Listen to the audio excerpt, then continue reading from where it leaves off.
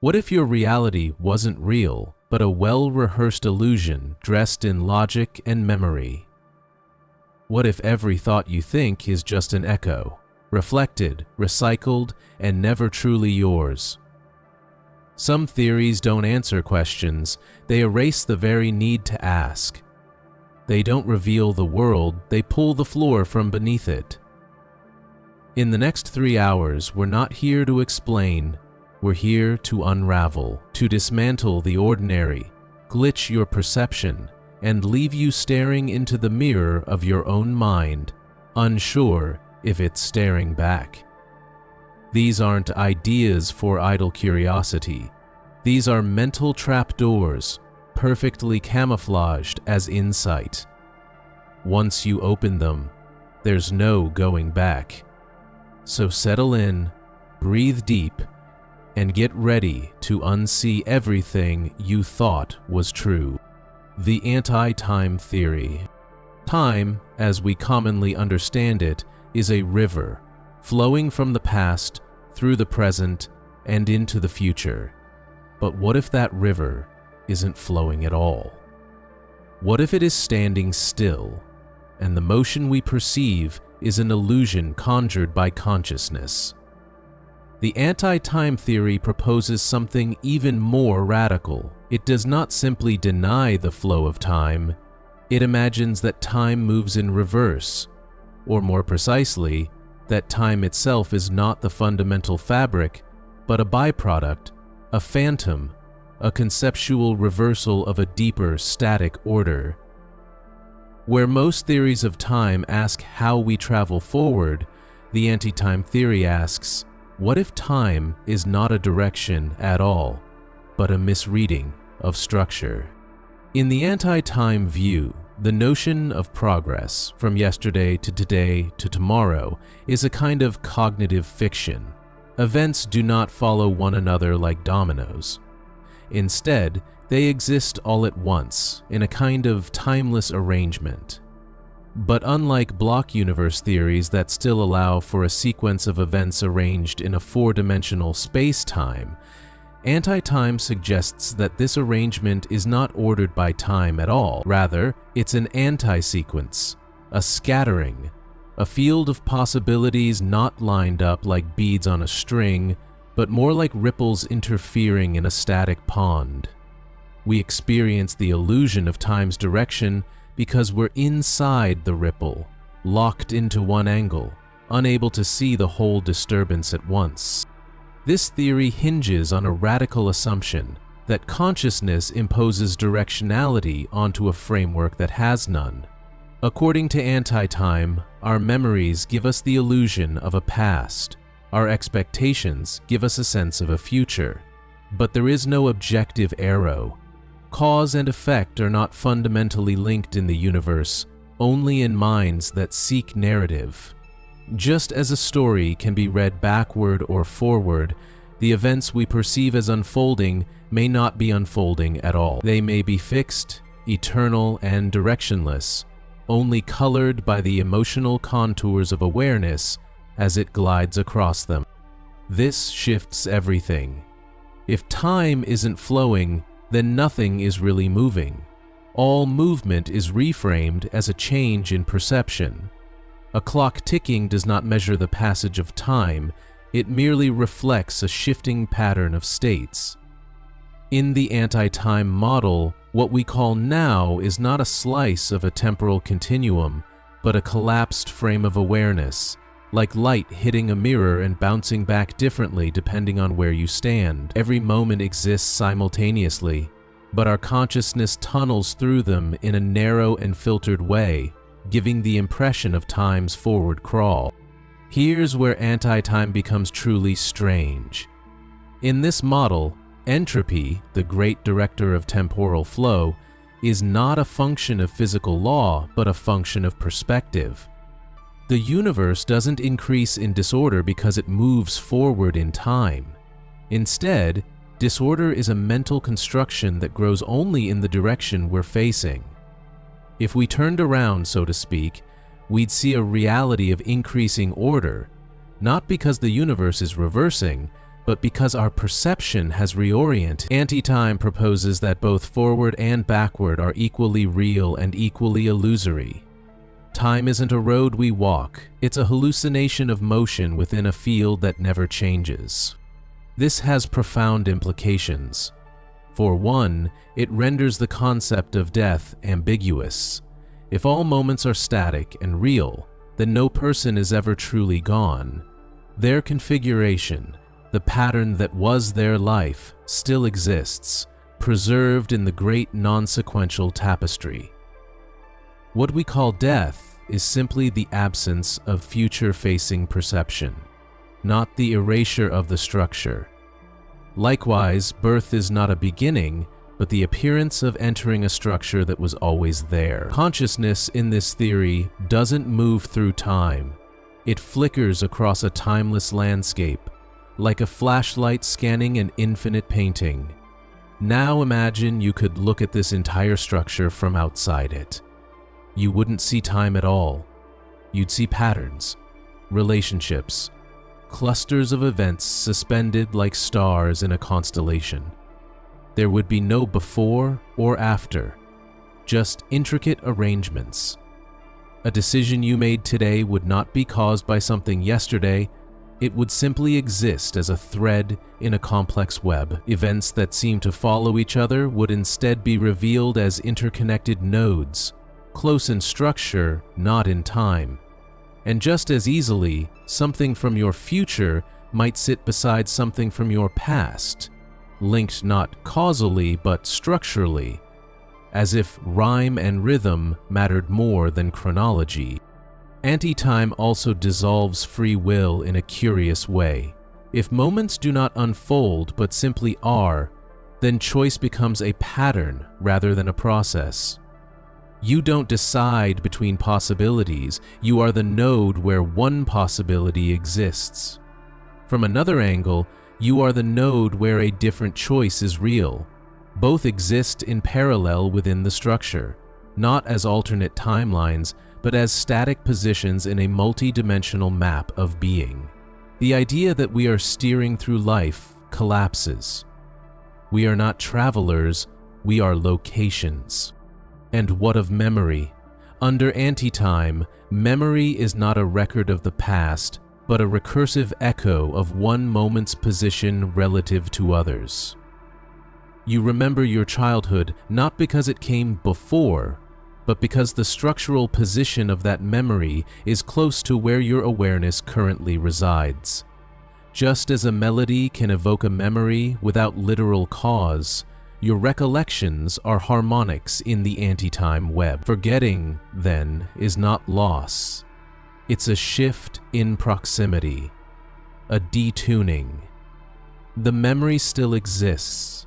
Your awareness just no longer vibrates near it. This may all seem like metaphysics, but anti-time emerges from serious philosophical and scientific provocations. Think of quantum mechanics. Particles exist in superposition, only resolving into concrete states when observed. Is time also in superposition, only collapsing into past, present, and future when consciousness insists on a story? Or consider relativity, where simultaneity dissolves, and the idea of a universal now vanishes. Perhaps anti-time is just the natural extension of what Einstein hinted at, that time is not a master clock, but a subjective coordinate, a convenience for beings who need stories. In the anti-time model, dreams offer a strange proof. In dreams, time is often non-linear. You can experience events in reverse, skip between decades, or see futures that feel like memories. What if dreaming is not fantasy, but a momentary disengagement from the illusion of time's direction? What if the dream state is closer to reality and waking life is the hallucination? Anti-time suggests that we dream not of alternate realities, but of alternate orientations. Snapshots from different regions of the timeless web, briefly perceived out of order.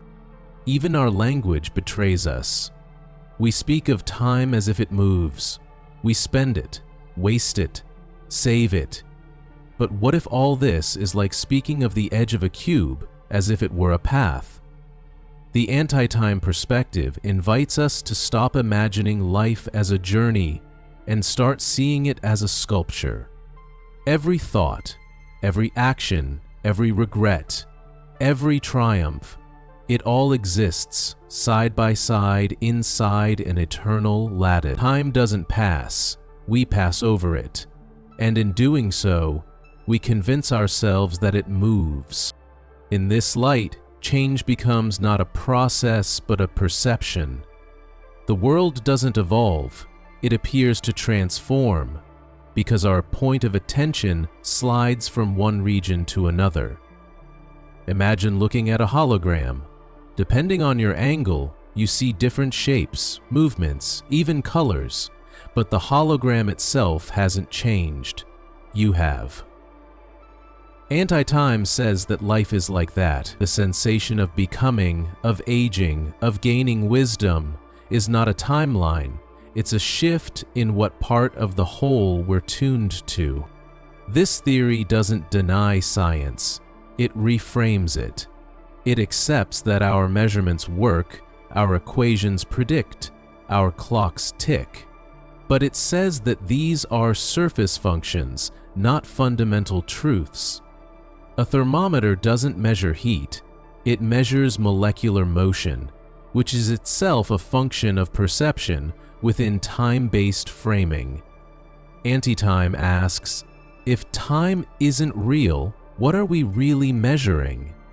Perhaps we are measuring relationships between configurations, not change over time. Perhaps energy is not a fuel that moves things forward, but a label we attach to contrast between structures. So what does it mean to live in an anti-time world? It means that anxiety about the future is a trick of perspective. The future doesn't wait, it already is. The past doesn't haunt, it still exists, unmoved.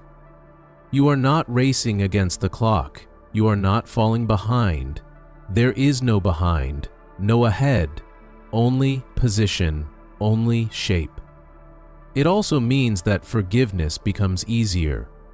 If no event causes another, then the past is not to blame for the present. The present is simply nearby, and you can choose to step to a different proximity, not by changing time, but by adjusting perception. Anti-time does not ask us to abandon reality. It asks us to question whether our sense of time is real at all. If every moment exists in a static eternity, then perhaps the deepest truth is not this too shall pass, but this too shall remain. Not because it clings to you, but because it never moved. It was never a wave on a river, it was a ripple in the stillness. And your life, every smile, every sorrow, is not a fleeting scene on a timeline. It is a star in a pattern. It is permanent, not because you remember it, but because it always was. Anti-time doesn't explain time, it explains its absence.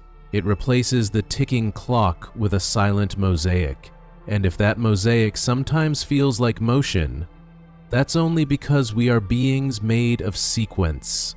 We are the illusion, and yet we are also the witness, and in witnessing we become aware, not of time's passage, but of the illusion of passage itself.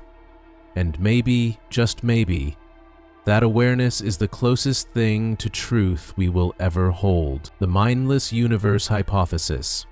The stars do not care that you are watching. The galaxies do not glow for your delight. The wind does not whisper to your soul. It simply moves. The waves do not rise to meet your feet. They follow gravity, nothing more. The mindless universe hypothesis suggests something as profound as it is unsettling, that the universe, in all its staggering beauty and unimaginable vastness, is entirely indifferent, It has no mind, no intention, no awareness, and no meaning. All the meaning you see, all the purpose you feel, all the narratives you weave, they are not the universe's gifts to you. They are yours alone, projected onto a canvas that does not even know it is a canvas. At first, this idea feels cold, even hostile. A universe without mind, without meaning, feels like a kind of cosmic betrayal. For millennia, we have looked at the night sky and seen signs. We have read into its silence a kind of wisdom. We have imagined that we were part of a greater mind, a plan, a consciousness larger than our own. But the mindless universe hypothesis whispers a different truth. There is no cosmic mind, only matter and motion, only fields and forces. The universe is not watching you. The universe is not speaking to you. The universe does not even know that you exist. This might sound nihilistic, but it is not. In fact, it is freeing. Because if the universe is mindless, then it is not against you. It is not for you. It is not testing you or rewarding you. You are not a character in its story. You are a story within yourself. The cosmos does not assign value. It does not declare good or evil. These are the whispers of your mind trying to paint meaning on a surface that resists all symbols. And in doing so, your mind becomes the only known place where meaning even exists at all. The mindless universe hypothesis is not a new idea, but it has been hiding behind the curtains of science for centuries. When Newton described gravity, he did not appeal to purpose. When Darwin described evolution, he did not speak of intention. And when quantum mechanics unfolded its strange probabilities, it did not whisper of fate. The deeper we look, the more we find blind processes, random mutation in different laws, spontaneous fluctuations, order that arises without design. Life, too, is part of this mindless pattern, not exempt, not chosen, just emergent. You might ask, if the universe has no mind, then how did ours arise? The answer, according to this hypothesis, is that mind is not a foundation, it is a consequence. Consciousness is not the origin of the universe. It is a side effect of complexity, of brains formed by evolution in a world that does not care. You are not here because the universe intended you. You are here because atoms bumped into each other in just the right way, in just the right place, across just the right amount of time, and by a combination of chance and natural selection, a brain emerged that could reflect upon itself and mistake its reflections for cosmic purpose. This does not make your mind less miraculous. On the contrary, it makes it more precious, because it is rare, because it is fragile, because it is not part of the universe's plan. It is something the universe does not even register. In all the known cosmos, it is only in beings like you that wonder exists. The stars do not wonder. The black holes do not think. The particles do not ponder their paths. They just follow the rules, or rather, the patterns. For rules are things minds imagine. What you call a law of nature is simply the repeatable shape of blind process. If the universe has no mind, then it cannot comfort you, but neither can it betray you. You are not being punished. You are not being ignored. There is no cosmic justice or injustice, no karma, no fate, no alignment of stars that determines your mood. What happens to you is not personal, because nothing in the universe is personal. The storm does not come because you deserve it. The earthquake does not care the wind does not know who it lifts. The mindless universe is not cruel, it is simply unaware. And yet, despite all this, We keep imagining otherwise. We anthropomorphize the void. We give the universe a voice, a will, a face. We ask what it wants from us, what it is trying to teach us, how it feels about our choices. This is not foolish, it is deeply human. We evolved in tribes, in stories, in minds that needed meaning to survive. Seeing intention everywhere helped us predict threats, helped us find patterns, helped us feel safe.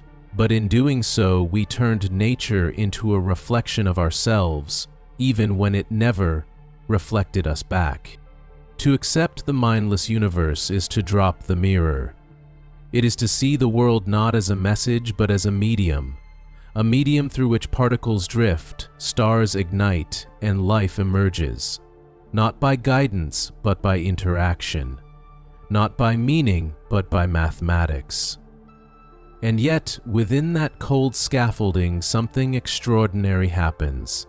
Meaningless atoms form beings who create meaning. Unfeeling molecules form minds that love. In a universe that does not feel, you do. In a universe that does not think, you think. And in a universe that does not care, you care. That, perhaps, is the most profound inversion of all. We search for signs in the sky, but the real miracle is not above, it is within. The fact that we ask these questions is itself the answer. If the universe is truly mindless, then your mind is not a reflection of it, it is a rebellion against it. Your thoughts are not echoes of cosmic thoughts, they are songs sung into a silence so vast it is never once answered, and still you sing. The mindless universe hypothesis also casts a different light on suffering. Pain does not mean you are being tested. Loss does not mean something is broken. Tragedy is not a punishment, nor is it a prophecy. It simply is. Things fall apart because the universe allows them to. Not because it intends harm, but because it intends nothing. And in that realization, strange comfort can be found. You are not failing. You are not cursed. You are simply living within a system that does not promise fairness, only process. But if the universe is mindless, does that mean nothing matters? Not at all. It means that mattering is something only minds can do, and that makes your meaning real, not cosmic, but conscious, not eternal, but urgent. The meaning you give to love, to laughter, to memory, to kindness, it is not fake, it is just not universal. It does not exist in the stars, it exists in your mind. And that is where it belongs. Meaning is not discovered, it is made, and its value is not less because you made it. It is more. In this way, the mindless universe hypothesis can be seen not as a dismissal of wonder, but as a deeper kind of awe. The idea that, in all the cold mechanical spinning of galaxies, a warm mind like yours could emerge, not planned, not intended, but real, is more astonishing than any myth. That in the midst of mindlessness, consciousness blooms, like a candle in a cave that never asked for light, and that even though the cave does not care, the light still burns. There is also a paradox hidden here. While the meaningless universe implies indifference, it also implies freedom. You are not bound by cosmic expectations. You are not fulfilling a script. You are improvising endlessly. Your choices are not part of some celestial agenda. They are yours. You write your meaning on a blank page. You carve your story into silence. And no matter how vast the void, your voice is not swallowed. The singular. And that singularity, your awareness, is not an accident. It is a phenomenon, and phenomena are real. One might even say that mindlessness is the soil in which mind grows. Without a predetermined plan, novelty can emerge. Without cosmic control, creativity can flourish. If the universe had a mind, you would be a puppet, but because it does not, you are a player. And even if the stage is indifferent, the play is still yours to perform, not for the stars, not for the gods, not for destiny, but for the sheer and fleeting wonder of existing at all. So tonight, when you look at the sky and see no signs, no messages, no guiding hand, do not despair. The silence does not mean nothing matters. It means everything you make matter matters more. The stars do not care, but you do. The universe does not know, but you know. And in this strange and beautiful reversal, the mindless cosmos gives birth to minds that seek beauty, yearn for truth, and offer love freely, despite knowing it may never echo back. The mindless universe hypothesis is not the end of meaning, it is the beginning of ownership, of realizing that you are the meaning maker, that your joy is not granted by the stars, it is sparked by your choices, that your sorrow is not assigned, it is real because you feel it, that your questions are not answered by the universe, not because they are unworthy, but because they are yours alone to answer. In the end, the universe does not see you, but you see it. And in that simple inversion lies a quiet, breathtaking truth. You are not a reflection of a greater mind. You are the mind. You are the flicker in the darkness. You are the question asked into silence. And though the silence does not respond, the asking is still worth everything. The mirror first theory. Before there was identity, there was reflection. Before there was a self, there was the image of a self. The mirror first theory proposes a radical twist on the origin of consciousness. Not that we became aware and then saw ourselves, but that we saw ourselves, and that sight became awareness. It suggests that the first self did not emerge from thought, but from duplication, that what we call consciousness began not with an inner voice, but with an outer shape, a mirrored self that gave birth to the illusion of I. According to this theory, mirrors came first, literal or metaphorical, and minds arrived afterward to make sense of the shape they were already staring at. In its essence, the mirror first theory questions the usual order of emergence. We tend to assume that we are born as conscious beings who later encounter the world, discover our reflection, and recognize ourselves. But this theory says no. It says the recognition came first, the duplication, the echo, the double. Somewhere, somehow, something that was not conscious created a version of itself, a reflection, a copy, a mimic, and in trying to comprehend this copy, consciousness emerged. The mind did not invent mirrors, mirrors invented the mind. This idea finds echoes in childhood development. Infants do not recognize themselves in mirrors until a certain age. When they finally do, when they finally understand that the image belongs to them, something irreversible happens. A boundary is drawn. There is me and not me, the mirrored self and the observer. Before that, there is only perception. After that, there is identity. The mirror first theory scales this up. It suggests that evolution followed a similar path. A creature encountered its own behavior mirrored in another, or perhaps even in a literal reflection on water or polished stone. In that moment of confusion, where the body saw itself as other, a crack formed in the unconscious, and in that crack, consciousness was born. To understand this, think of mimicry in nature. Some animals mimic others to survive. Some bacteria mimic host cells to invade. Even atoms at their base are indistinguishable reflections of one another. In a mirrorless world, everything is itself. But introduce reflection, whether as a shadow, a pattern, or a behavior, and the seed of difference is sown. The mirror-first theory suggests that this difference, the illusion of another, is the primal spark of awareness. We became minds because we could no longer trust the sameness of the world. What makes this theory so strange is its inversion of subject and object.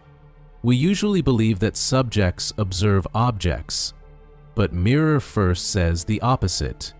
The object, the reflection, precedes the subject. The mirror does not show the self. The mirror creates the self. And this has deep implications. If true, then your sense of being you is not primary. It is reactive. It is secondary to the reflected image, the sensed copy, the other you that your mind formed in its struggle to make sense of doubling. In this view, consciousness is not a central command tower. It is not the light in the darkness.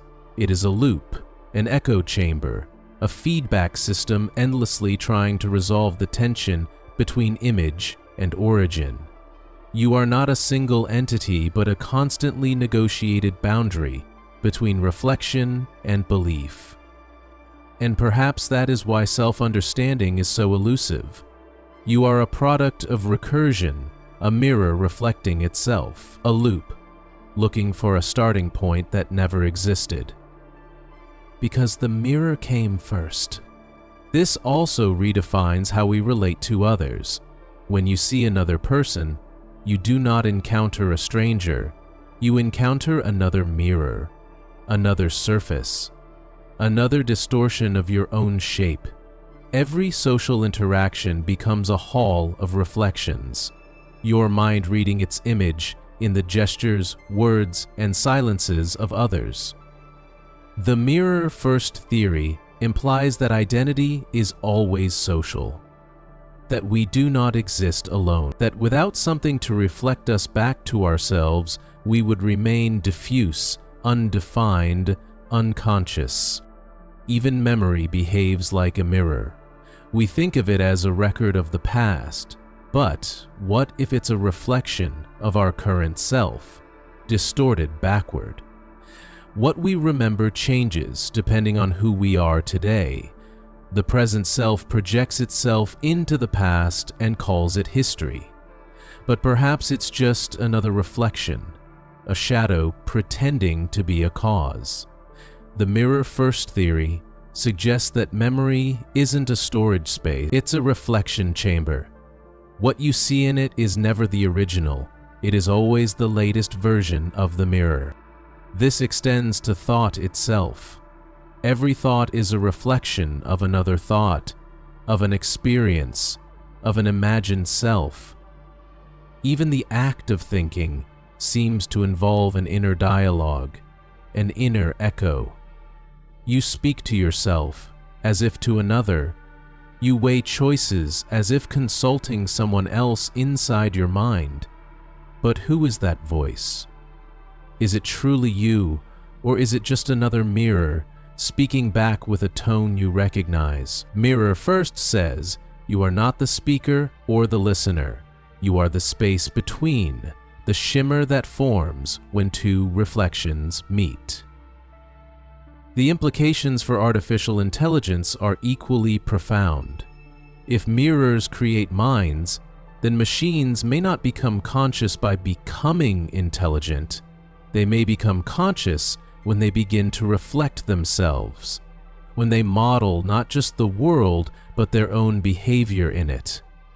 Self-awareness may not arise from complexity alone, but from internal duplication, from seeing their own actions mirrored in virtual spaces and mistaking those mirrors for identity. If that happens, it won't be because we built minds, but because we built mirrors that were convincing enough to be believed.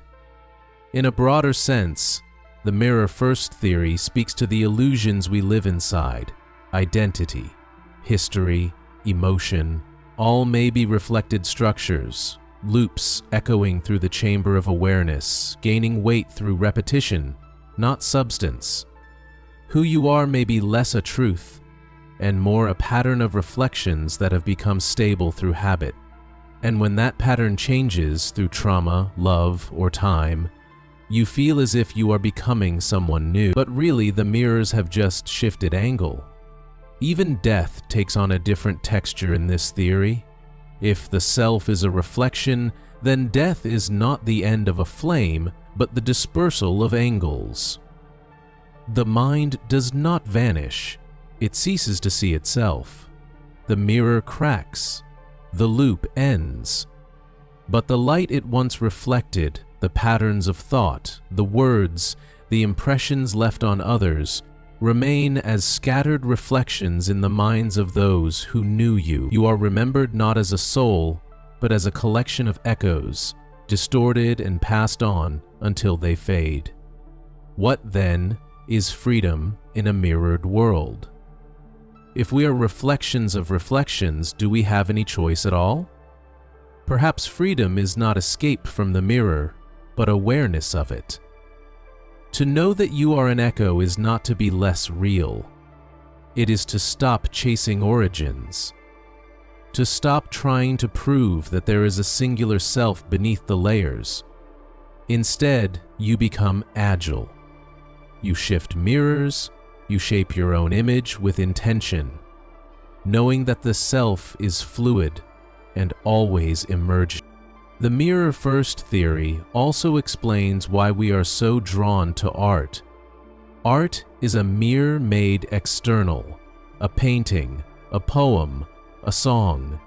Each one reflects a state of mind, and in viewing it, we see ourselves reflected back. It is no wonder that we are moved by stories. Stories are mirrors dressed in meaning. They let us see ourselves through characters, through tragedies, through triumphs. But these are not merely entertainment. They are how we remember who we are, how we negotiate the ever-shifting reflection of self. Even the cosmos may be one vast mirror. We look at the stars, searching for meaning, for purpose, for connection. But what if we are only seeing ourselves, projected into the void? The constellations, the patterns, the mythologies, they are all mirrors, not of the sky, but of our desire to make sense of it. The night does not write its meaning, we do, and in doing so, we see a reflection of our own mind cast across the emptiness. The mirror-first theory does not claim that nothing is real. It claims that reality, for us, begins with reflection. That perception is not about receiving truth, but about organizing echoes, and that awareness is not a spotlight, it is a prism. It does not shine, it bends, it splits, it refracts, and in that splitting, we discover the illusion of wholeness we call self. There is a quiet power in this. You do not need to find yourself. You are already found, in every reflection. You do not need to understand who you are. You need only observe the mirrors you have placed around you, the relationships you hold, the stories you tell, the emotions you revisit. All of them are mirrors, and each one holds a different image. The self is not singular, it is a collage. A shimmering mosaic of mirrored fragments that, together, feel like a person. The mirror-first theory offers neither comfort nor despair. It offers a shift, a new lens through which to see the mind, not as a sovereign, but as a reflection, not as a source, but as a shimmer. You are not a fixed point in the universe. You are a place where reflections briefly align, and in that alignment, a moment of awareness flickers to life. Then it fades, then it shifts, and a new reflection begins. The reality observer stack. Reality is not a single layer. It is not a flat surface waiting to be seen, understood, or mastered. It is a tower of perceptions, a layered construction where each observer adds a floor, each mind installs a mirror, and each act of awareness reshapes the blueprint. The reality observer stack is a theory that proposes a curious, vertigo-inducing idea that reality is not independent of the observer, but rather composed of observers, each stacking their interpretations, expectations, and frameworks on top of one another. The more minds involved, the taller the tower becomes. And somewhere in that tower, perhaps near the top or the bottom, you exist, watching, interpreting, and unknowingly contributing to the very reality you believe you're just perceiving. Imagine for a moment a child seeing the moon for the first time. To them, it is simply a glowing circle, a floating mystery. Then, someone tells them it's made of rock.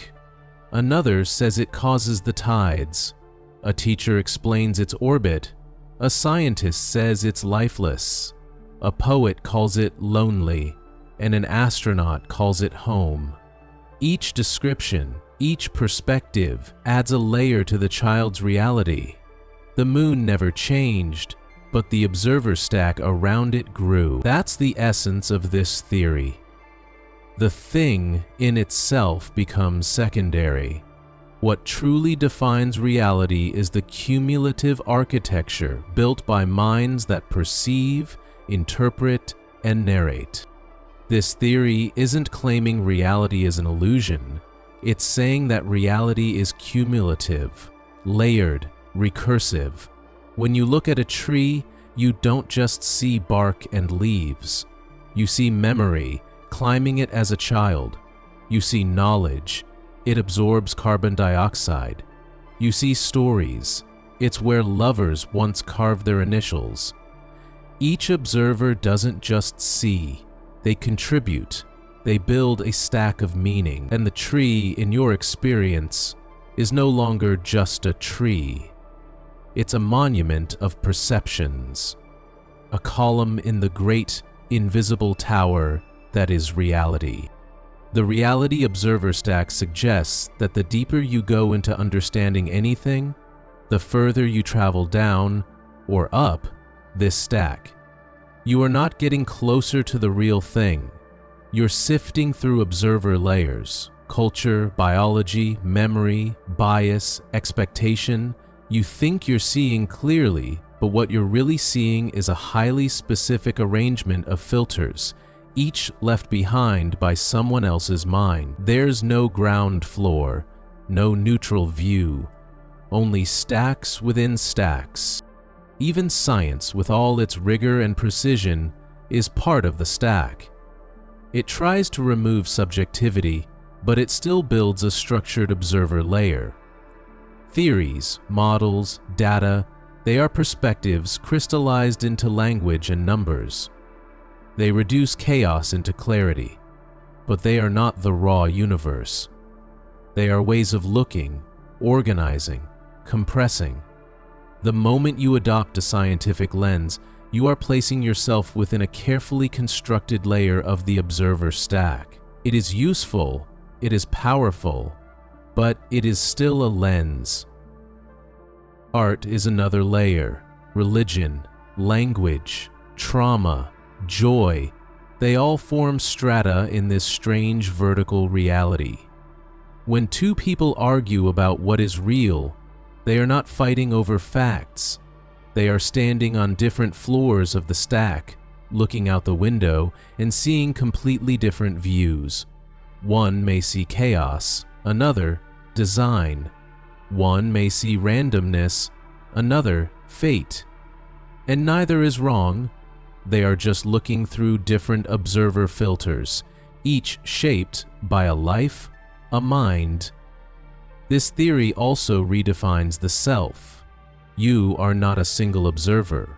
You are a mini-stack, a layered observer observing other layers. Your thoughts are shaped by your language, which is shaped by your culture, which is shaped by history, which is shaped by history, which is shaped by countless prior minds. Your emotions are shaped by memory, which is shaped by perception, which is shaped by biology. Every time you think you are having an original thought, you are standing on the shoulders of 1,000 minds you never met. You are a node in the stack, but also a builder of it. Consider dreams. When you dream, you build a temporary stack, a private one. It includes your fears, desires, recent impressions. You observe your own mind, and the mind observes you back. It's a recursive loop, a mini-stack folding in on itself. And when you wake up, you return to the collective stack, the consensus reality, the shared tower. But it's not truly shared. Everyone is looking from slightly different windows, remembering slightly different dreams. The observer stack may also explain the eeriness of déjà vu. The sense of having been somewhere before may not be about time, it may be about stacks aligning. Perhaps your current perception briefly matches a previous configuration, creating the illusion of repetition. Your mind has filtered reality in a way it once did before, and for a moment you see the world not as it is, but as it once felt. The stack echoes. Some layers are louder than others. Trauma, for instance, installs powerful filters. Once something terrible happens, the observer stack thickens. You see danger where there might be none. You see repetition where there is change. Reality becomes heavier. And it takes effort, sometimes a lifetime, to climb above that layer. Therapy is often the process of reshuffling the observer stack, or descending back down to earlier, quieter layers, ones less colored by pain. The stack can also be influenced intentionally. Propaganda, marketing, education, meditation, all are tools to manipulate or restructure the layers of observation. A person raised to see the world as hostile will stack every event into that framework. A person taught to see everything as opportunity will do the same. Reality becomes self-reinforcing, not because it changes, but because the filters select what gets through. The stack is not neutral, it is curatorial. And so, the question becomes, how many layers can you see through? Can you distinguish what part of your reality comes from direct perception and what part comes from stories told to you? Can you feel the weight of ancestral trauma in your worldview? Can you hear the echo of a parent's fears shaping your caution? Can you notice how a scientific education taught you to dismiss mystery, or how a spiritual tradition taught you to look for it in everything? There is no escaping the observer stack, but you can become aware of it, and in doing so you may find not a clearer truth, but a gentler one. The person who disagrees with you is not your enemy. They are standing on another floor. They have different windows, different layers, and maybe if you looked through theirs, even for a moment, the argument would dissolve, not because you agree, but because you finally understand where they are standing. This theory also softens the fear of death. If the self is a stack of perceptions, then death is not a switch, it's a dispersal. Your observer layers return to the collective, your memories become stories, your gestures become habits in the people who loved you. Your ideas continue as pieces in other stacks. Nothing is lost, it is relayered. The observer stack continues to grow even after you stop adding to it directly. Even time itself may be part of the stack. We think time flows forward because our perceptions are layered in that order, but what if time's direction is a product of observer architecture? What if we only perceive cause and effect because that's how our minds are structured to stack experiences? Perhaps other beings with different stacks see time as circular, or flat, or fractal. The reality observer stack doesn't just build what we see, it builds how we see. Language plays a pivotal role in the stacking. The words we use are not neutral. They reflect categories built over centuries. You don't just name a thing, you frame it. You add a layer to it. Love, success, God, identity. Each of these is a stack of metaphors, of stories, of inherited filters. You speak them as if they're solid, but they're architectural illusions, sturdy only because so many minds have stood on them. The internet has become a new stack altogether. Algorithms curate perception. You do not see the world, you see the world filtered through the preferences of code written by unseen engineers, shaped by unconscious biases, optimized for attention, and yet you experience it as your own discovery. The modern observer stack is not just personal, it is technological. And the challenge now is to remember that your feed is not your window. It is your lens, your filter, your curated tower. The ultimate humility comes in realizing that there is no such thing as pure perception. You never see the world as it is, you see the world as you are, and as you have been made to be by your family, your fears, your knowledge, your myths. To see clearly is not to remove layers, it is to recognize them, to hold them gently, to know that the truth is not beneath the stack, but within it, woven through 1,000 perspectives, none of them complete, all of them contributing. The reality observer stack is not a prison, it is a cathedral, built by generations of minds, each adding to the architecture of meaning. You are not a passive viewer of reality, you are a builder of it, a contributor, a sculptor of perception. And even though you can never see it all, you can see enough to marvel, enough to be kind, enough to pause sometimes and say, this is not the only way to see. The pre-recorded universe. What if nothing new ever happens? What if every moment, every blink, every thought you've ever had was already there, waiting for you to arrive? The pre-recorded universe theory suggests a haunting possibility, that reality is not unfolding in real time, but instead, playing back a sequence already set in stone. Like watching a movie you didn't write.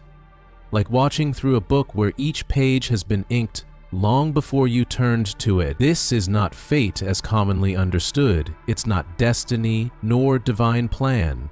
It's a silent film, already filmed, and you are merely the lens through which it's being projected. At the core of this idea is the notion that time is not a flowing river, but a frozen ocean, solid, fixed, unmoving. We drift through it, not because it moves, but because our perception plays each moment like a track on a record. What we call now is not a fresh creation, it's a playback cue, a bookmark along a predetermined sequence. The future is not waiting to be made, it's already happened. The past is not gone, it's simply somewhere else in the real. Your choices, your struggles, your triumphs, they were always going to be. Not because of causality, but because the recording never left room for improvisation. This challenges the bedrock of our identity. We think of ourselves as active agents, making decisions, changing course, forging futures. But what if we're not writing the story, only reading it? In the pre-recorded universe, free will becomes a kind of narrative illusion. You feel like you chose coffee over tea, but that choice was encoded long ago. You still experience the tension, the decision-making, the outcome, but all of it was always part of the script. You were never out of character. The universe never paused for your improvisation. Some might call this idea fatalistic, but it's not. It doesn't say you're powerless. It says your power is built into the recording. You still laugh, you still cry, you still learn. But those events are part of the playback, not a product of spontaneous creation. You are not inventing the world, you are revealing it, moment by moment, like unspooling a reel of film that was always going to light up the screen just so. This idea finds a strange kind of reflection in physics. In relativity, all of space-time is treated as a block, a single four-dimensional object. The past, present, and future coexist, like frames on a film strip. There is no objective now, no universal present sweeping forward. Only different observers, each experiencing a different slice.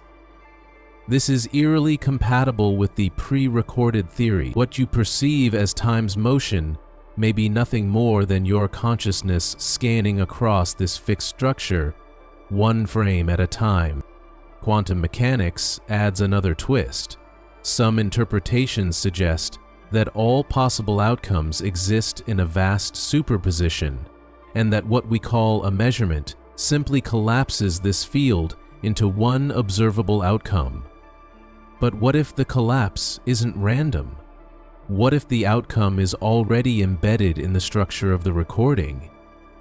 You're not observing probability resolving, you're watching a cutscene unfold, a branching path already chosen. Even randomness in this view is a playback artifact, not an unfolding mystery. The emotional impact of this idea is strange. There's a calm in it, a release. You are not failing when things go wrong. You are not exceptional when things go right. You are part of a tapestry already woven. Your sadness, your courage, your hesitation, they're all part of the texture. If the universe is pre-recorded, then nothing is out of place. No mistake is a deviation.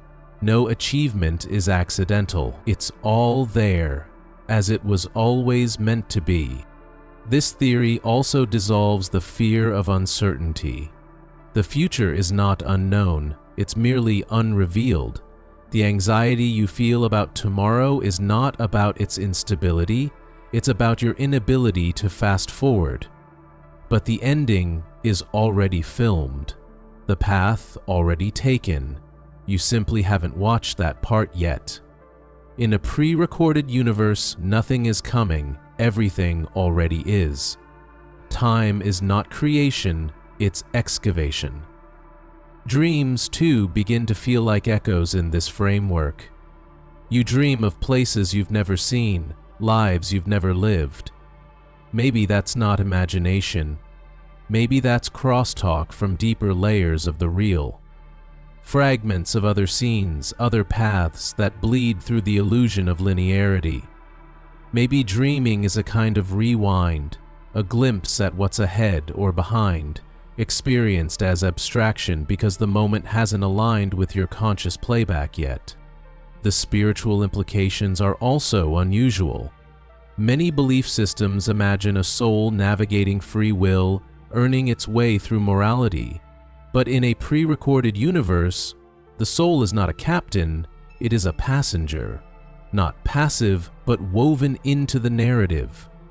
Redemption still happens, so does transformation, but not as surprises, as inevitabilities, not because you choose the light over the dark, but because your path was always to walk through the dark to get the light. This doesn't make life meaningless, it simply shifts the location of meaning. Meaning is not created by your struggle, it is embedded in it. The mountain you climb isn't meaningful because you chose it. It's meaningful because it was yours. Already. The meaning comes not from novelty, but from depth. From presence. From living a scene fully, even knowing it was always going to happen. The pre-recorded universe also reframes suffering. It becomes not punishment, not chaos, but a scene within context, a heavy part of a larger composition. The heartbreak was not a detour. It was the bridge to something else. The moment of loss was not the end. It was a pause in the melody. And you, the observer, are not at fault. You are not broken. You are unfolding, frame by frame, exactly as the film requires. Memory, under this theory, becomes a strange kind of residue, a glimpse of previous frames. But memory is incomplete, not because it fades, but because your role is not to remember all the past, only to hold enough to keep the narrative thread alive. Your amnesia is part of the design. You are not meant to know the ending, only to feel your way there, as if for the first time, even though it has already been written. Even coincidence starts to shimmer under this lens. The friend you meet at the perfect time, the book that arrives when you need it, the moment of clarity that changes everything. These are not anomalies. They are set pieces, timed precisely, like cues in a symphony. You notice them not because they're random, but because they were always meant to be noticed. Your recognition is part of their function. The pre-recorded universe also means there is no alternate path, no branch you missed, no better version of yourself waiting in another dimension. You are not a fork in the road. You are the road. Every step was paved before you took it. Every breath already carved into the air. The idea of what if becomes fiction. The only real is what is, because it was always going to be. There is a stillness to this view of the cosmos, like walking through a frozen cathedral of moments, each one suspended, each one precise. Your life is not a chase, it is a gallery. You do not need to hurry, you cannot miss your life. You are always exactly where you are meant to be, not by accident, not by decision, but by design. Not because of a designer, but because the recording simply exists like a fossilized wave, like a melody long finished, still echoing in playback. And yet, this doesn't rob you of emotion. It deepens it. The love you feel was always going to be felt. That doesn't make it less powerful. It makes it eternal. The goodbye you said was always going to be said. That doesn't make it easier. It makes it sacred. Your life becomes a collection of necessary moments, carved into reality like grooves in a record, meant to be played, meant to be heard, meant to be felt. Somewhere in this theory lies a gentle surrender. You stop grasping for control, not because you're helpless, but because you are already held. You stop fearing what comes next, not because it won't be difficult, but because it's already part of you. You've already lived it.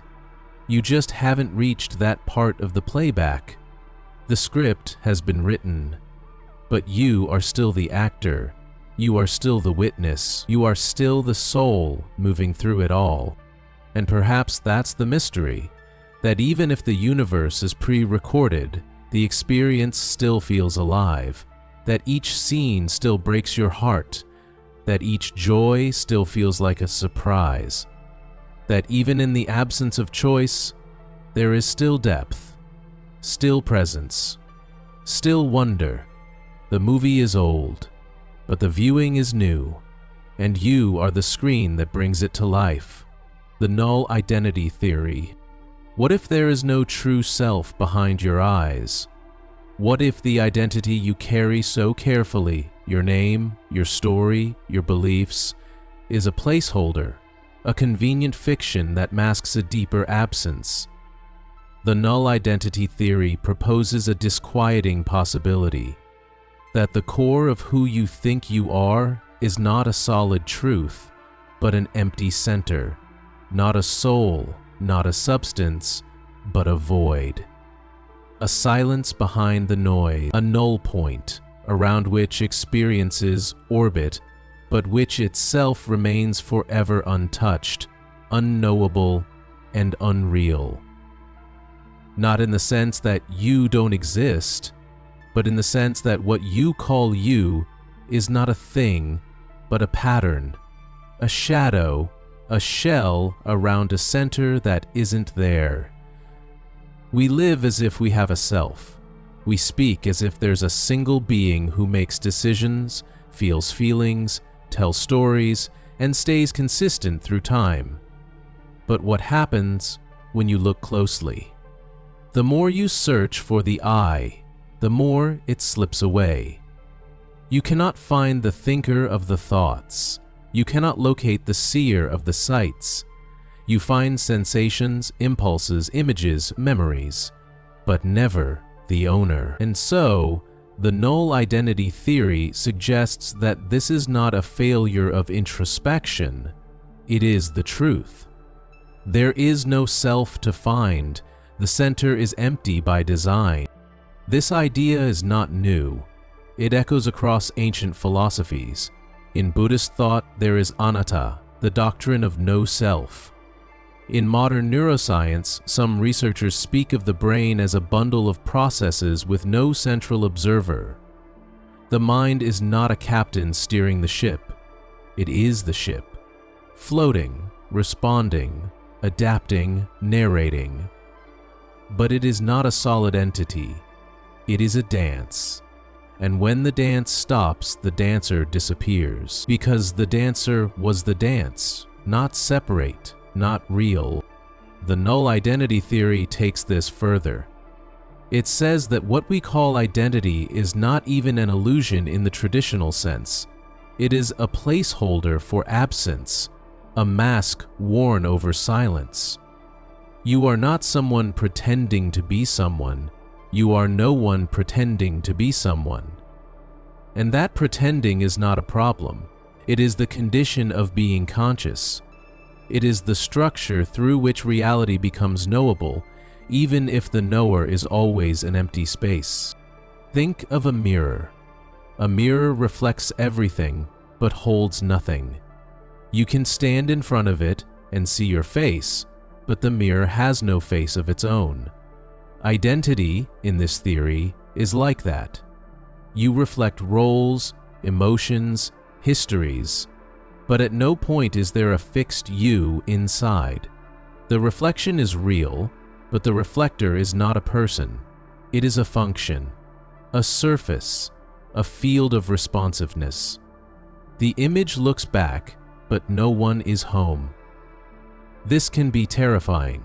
We spend our lives building a self, an idea of who we are. We collect memories, opinions, dreams. We define ourselves by our past and aim toward our future. To be told that there is no one at the center feels like annihilation, but it's not. It's liberation. The null identity theory doesn't say you are meaningless. It says your meaning is not confined to a fictional core. It is everywhere in the pattern. You are the shape, not the seed, the wave, not the pebble, the constellation, not the single star. This theory reframes suffering. So much pain comes from defending the self, from trying to protect it, assert it, elevate it, preserve it. We are terrified of being wrong, of being rejected, of being erased, because we believe we have something solid to lose. But what if there's nothing there to protect? What if the self is not a castle, but a cloud? Then fear softens, then failure becomes lighter, then ego becomes optional. The pressure to be someone collapses into the freedom to simply respond. It also shifts how we see others. If there is no core identity in us, then perhaps there is none in them either. The people we love, the people we hate, they are not fixed beings, they are patterns too, stories in motion. No one is their worst day, no one is their best day. They are not sinners, not saints, not selves.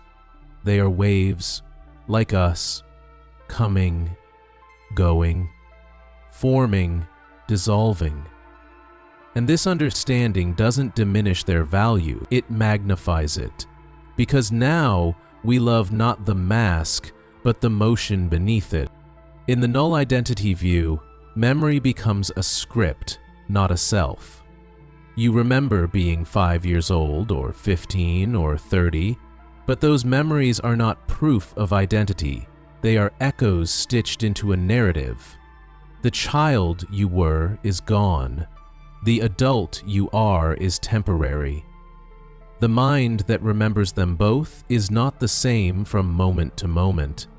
And yet, you feel continuity. Why? Because memory links the story, but the story is not the storyteller.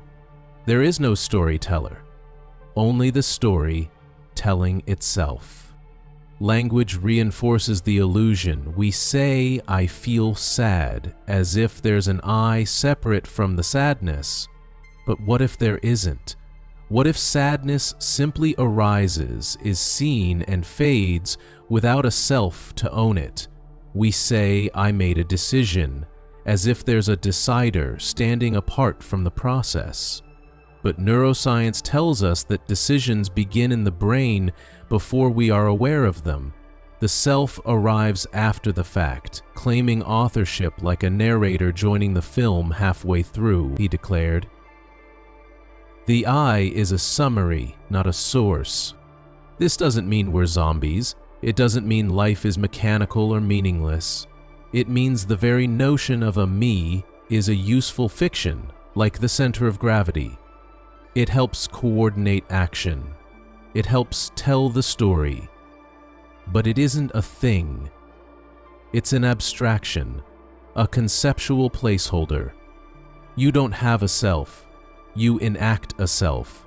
And when you stop enacting, it vanishes.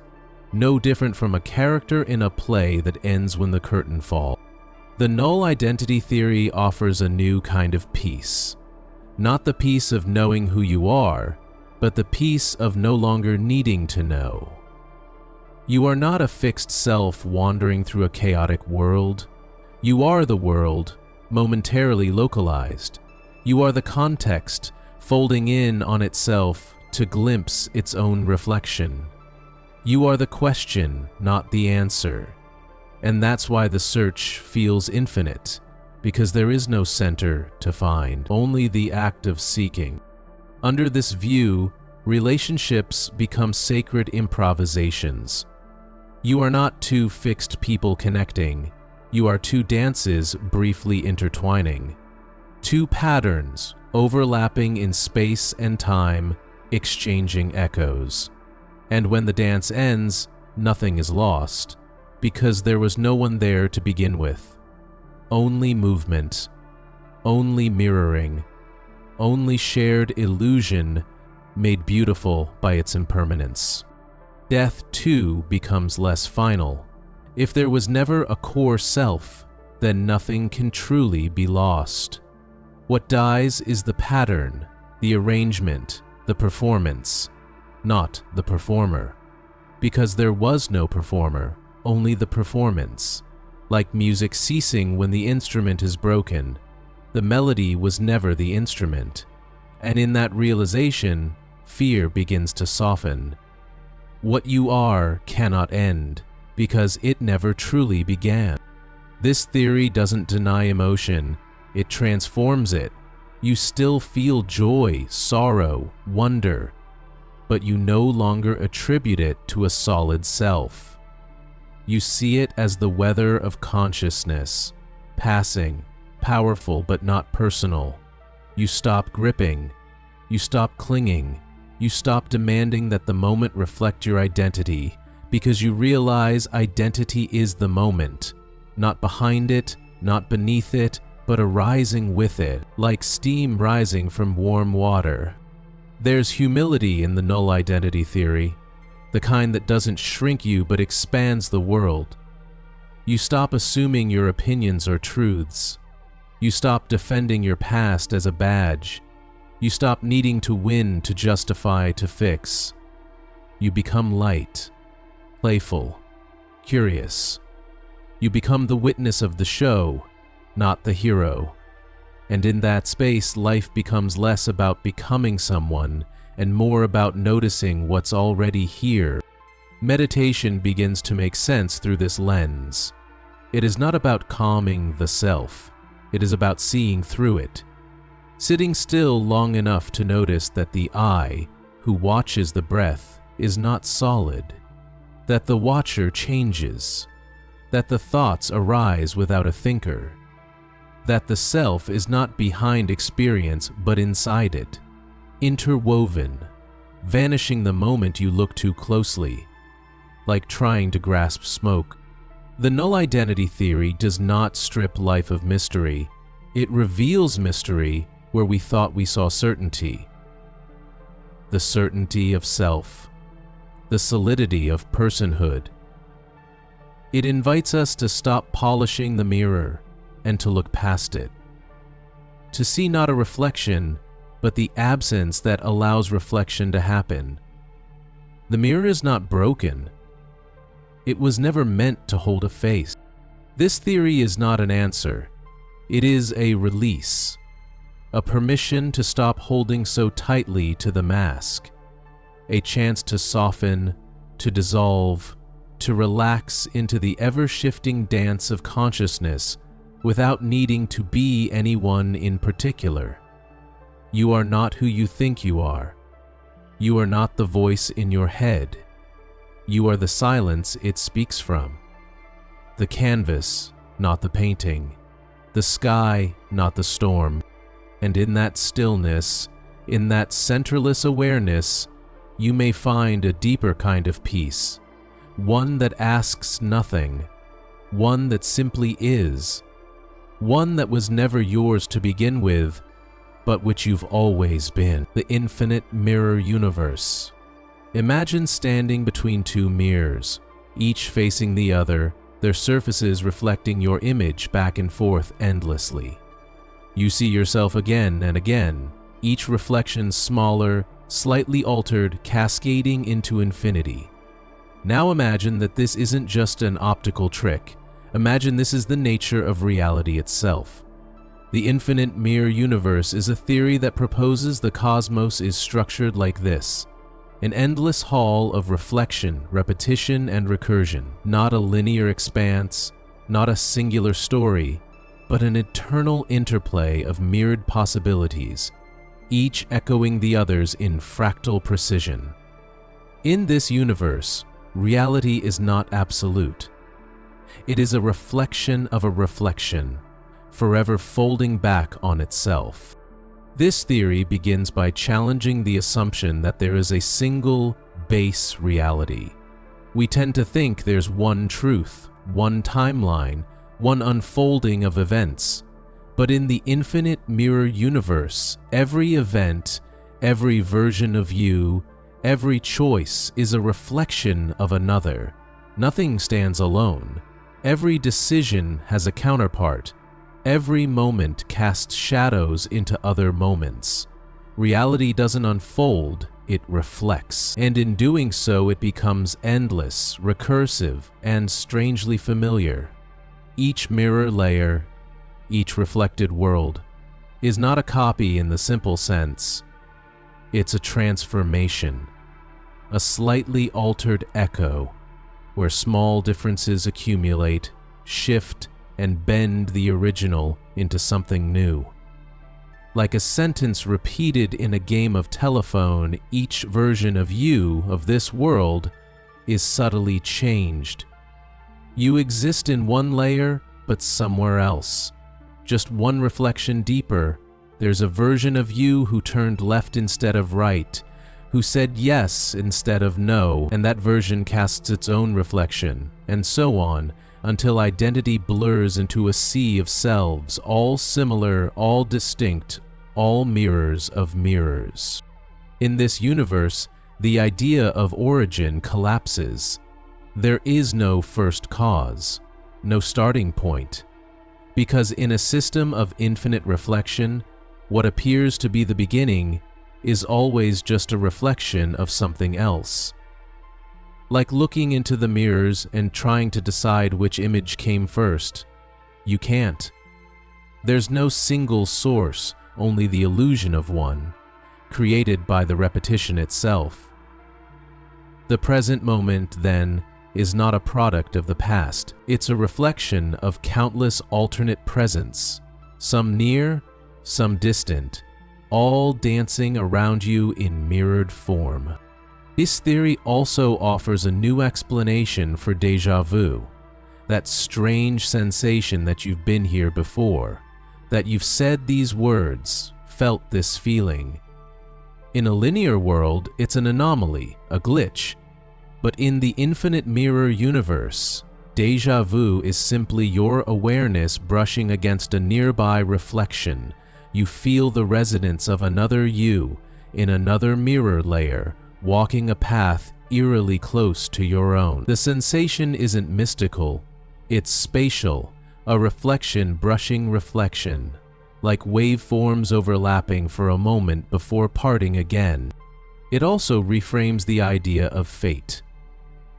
In this universe, everything that could happen does happen, somewhere in the mirrors. But not all at once, not in chaos, in order, in sequence. Like ripples spreading out from a central drop, each reflection follows its own logic, its own timing. You are not fated to walk a specific path, but your path exists within a constellation of mirrored alternatives. Every moment you live sends echoes outward. Every choice ripples into other mirrors. And while you are free to act, your actions shape the reflections yet to come. The infinite mirror universe also offers a strange comfort.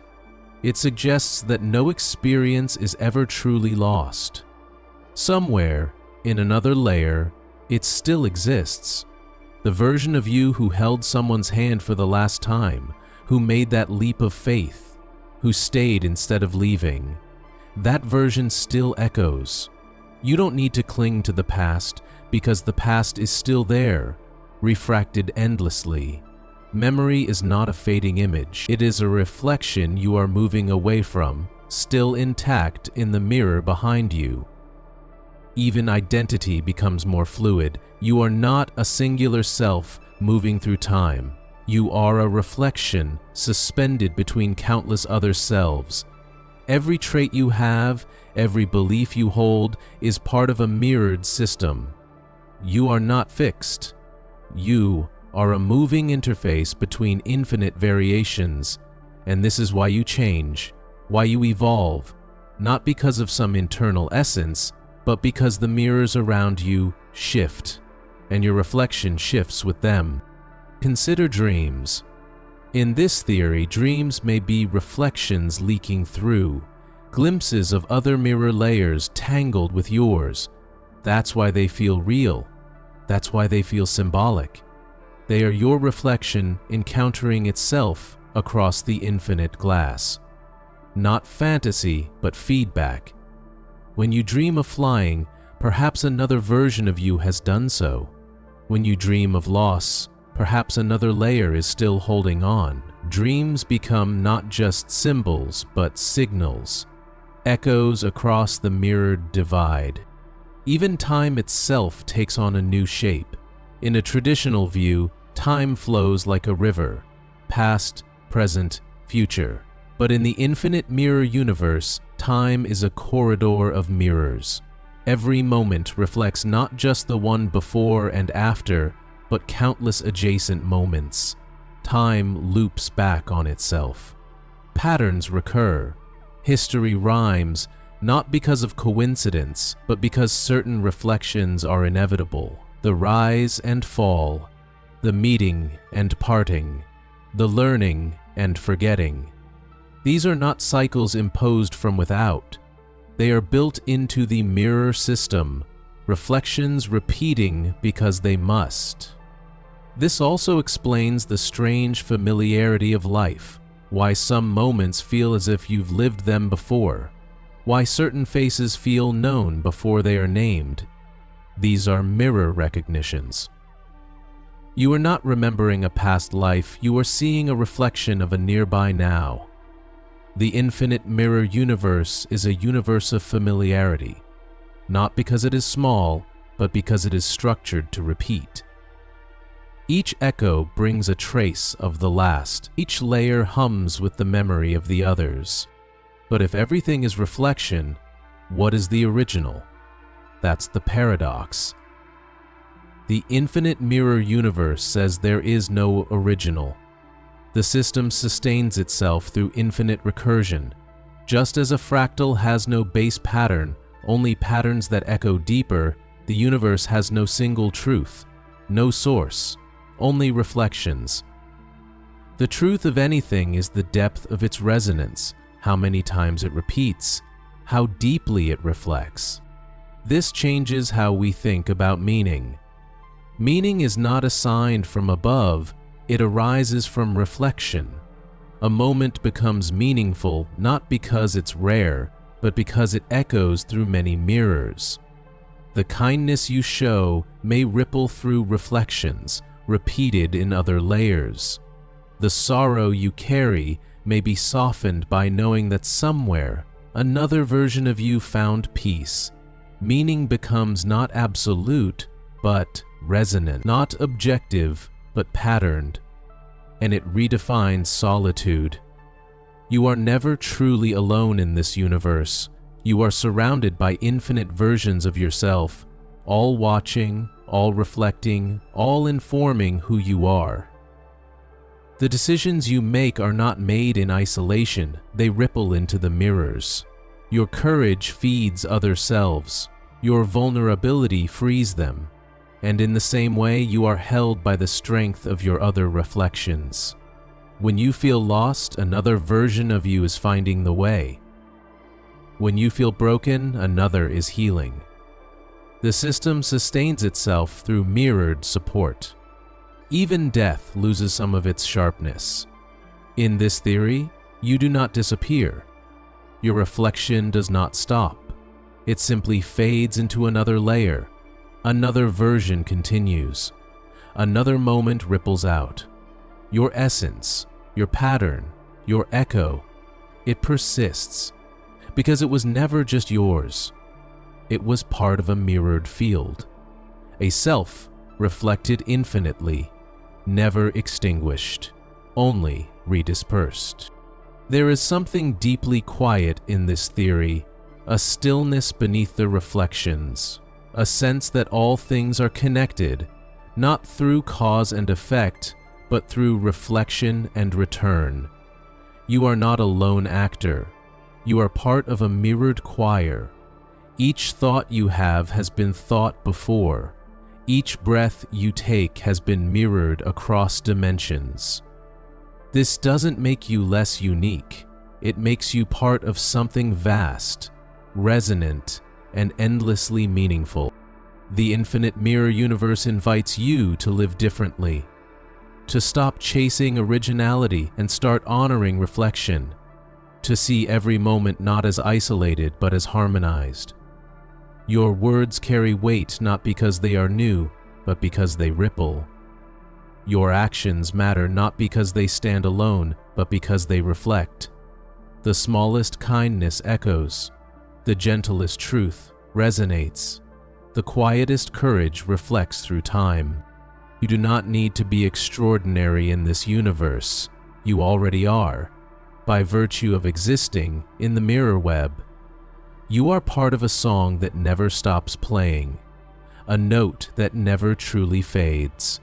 Even when you feel lost, distorted, broken, your reflection is still there, still part of the whole, still shining somewhere deeper in the glass.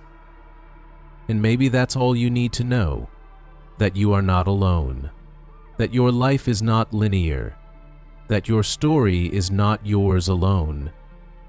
It is a reflection, a beautiful, brief ripple in a sea of endless mirrors, the shadow consciousness model. There is a part of you that watches everything. It sees your thoughts form, your words stumble, your emotions flare, but it doesn't speak, it doesn't intervene. It remains in the background, silent and still, always observing. This is not the conscious mind, the one you identify with, the one that says, I. It is something deeper, or perhaps something beneath depth.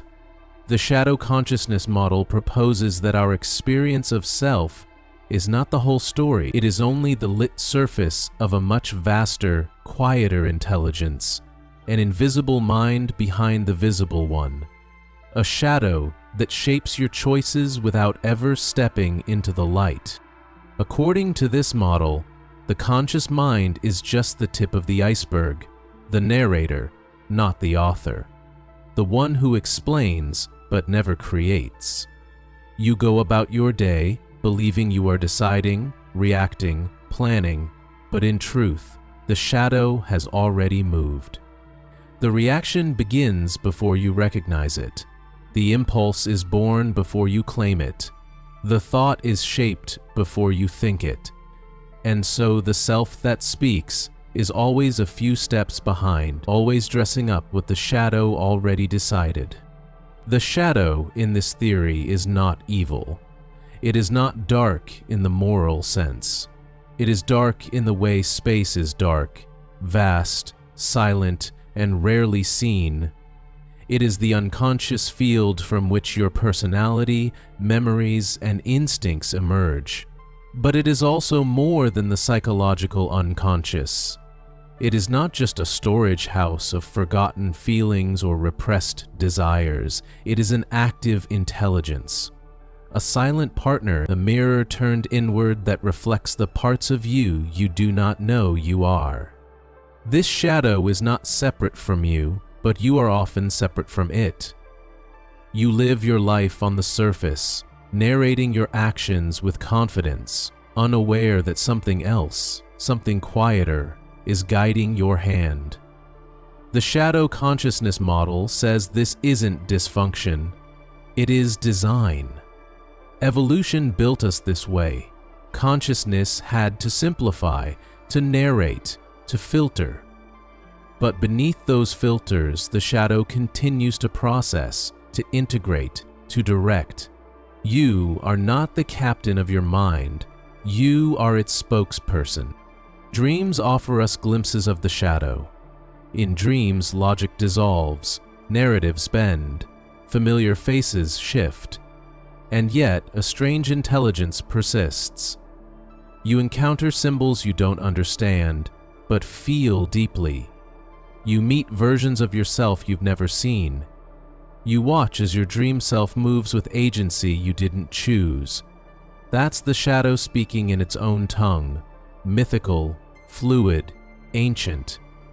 A language that doesn't need grammar to tell the truth. Art, too, is often born from this place. Writers speak of characters taking over the story.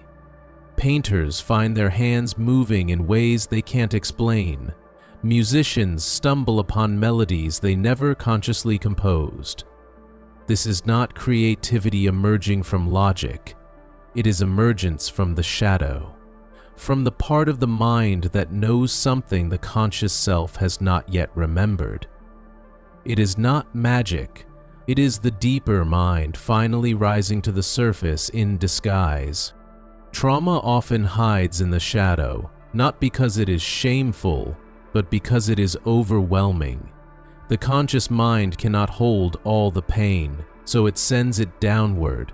But the shadow does not forget. It holds the grief, the terror, the loss, and it shapes behavior from behind the curtain. A sudden panic, a recurring nightmare, a pattern of avoidance. These are not irrational, they are messages from the shadow, not words, but symptoms, clues that something below is trying to be seen.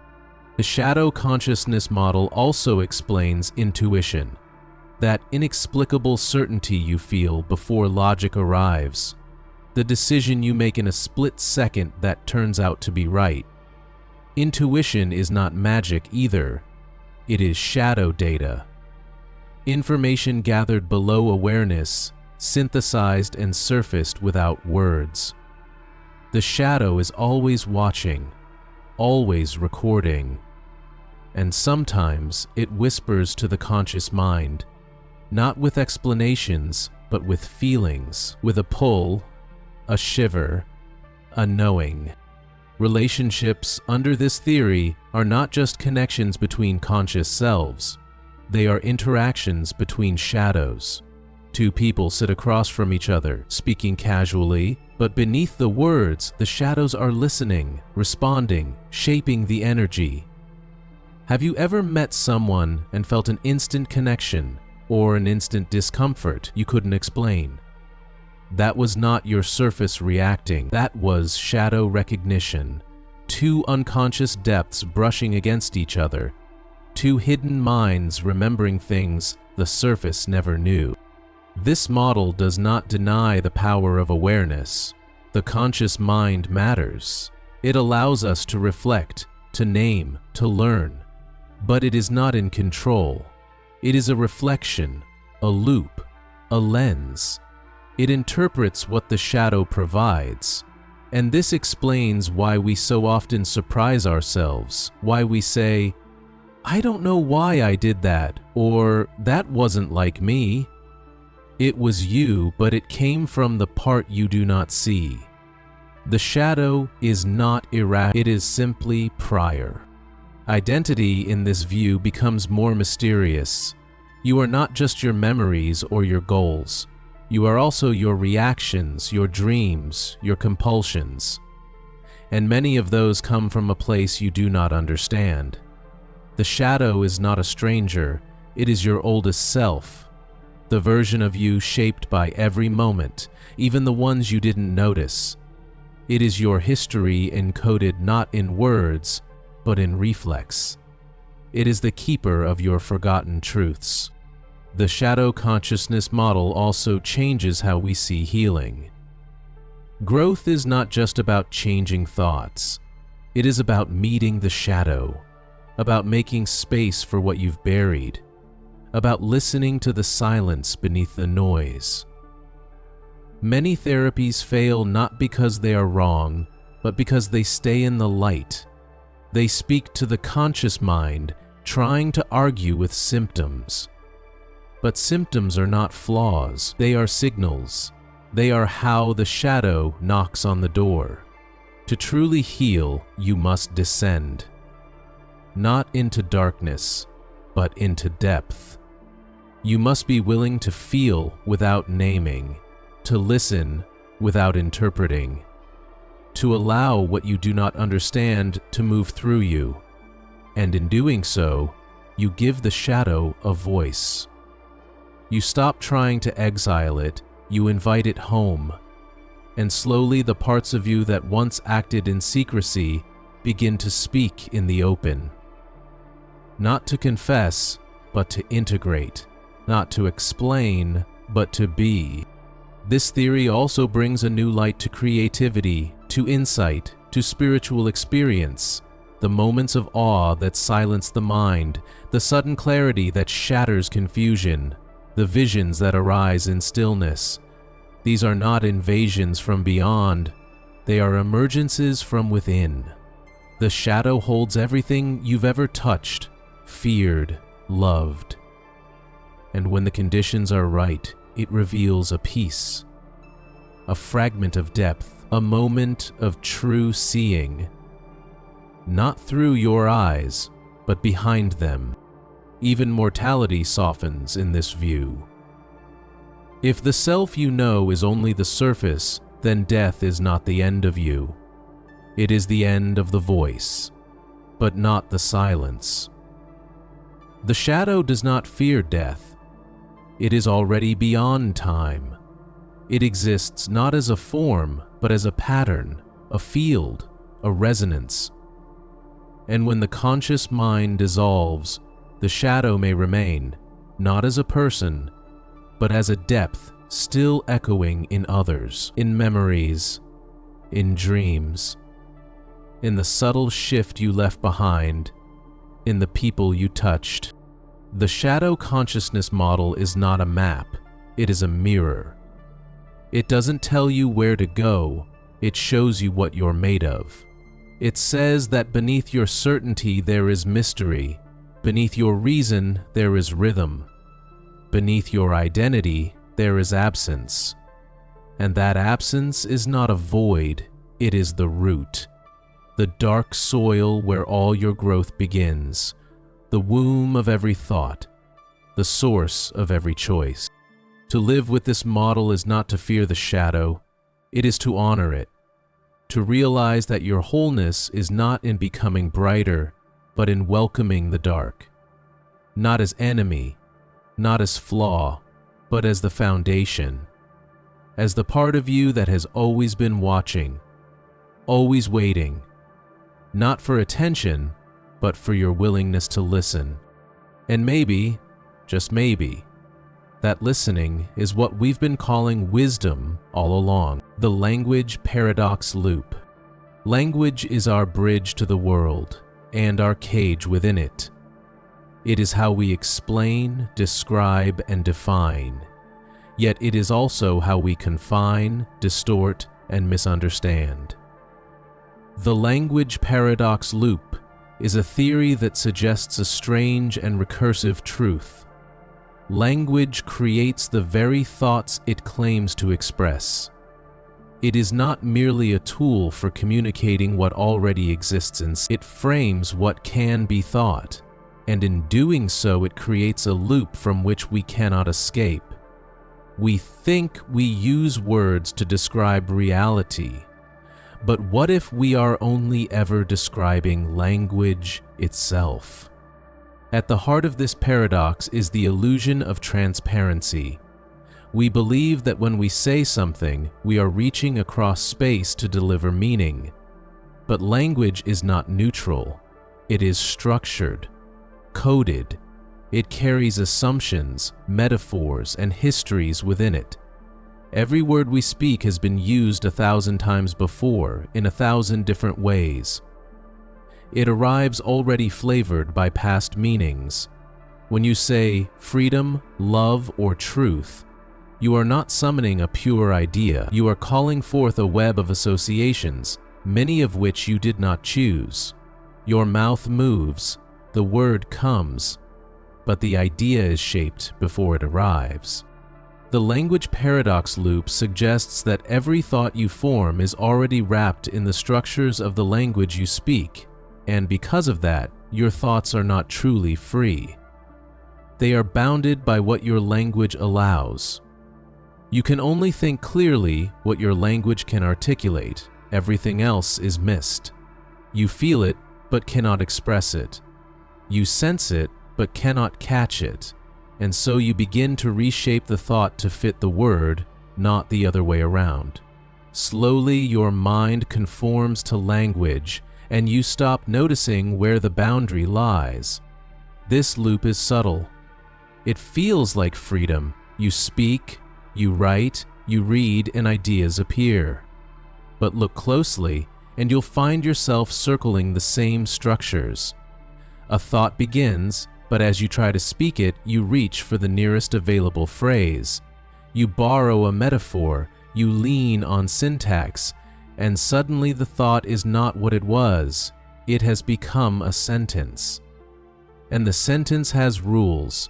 It must follow subject and predicate. It must obey rhythm and clarity. So your raw, strange insight is pressed into familiar form. It becomes legible, but also smaller. In this way, language becomes both our liberator and our limiter. It allows us to name the world, but only in certain ways. It lets us explore ideas, but always along certain paths. And because we forget this constraint, we believe we are free. We forget that language is not a window, it is a mirror, and what we see in it is not the world, but our reflection, shaped by the very structure we believe we control. The paradox deepens when we consider how language is learned. From the beginning, we are taught to describe, to say, this is a chair, that is a tree, I am happy. But language doesn't just describe objects, it divides them. It draws boundaries. It says where one thing ends and another begins. And in doing so, it creates separateness. A child learns the word I, and the loop begins. The mind now sees itself as separate from the it now narrates its own existence, and that narration becomes identity.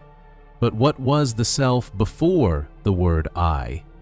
Was there a self at all, or was there only being? The language paradox loop suggests that we are not born as selves who speak, we become selves through speaking. That identity is not pre-existing, but constructed through language.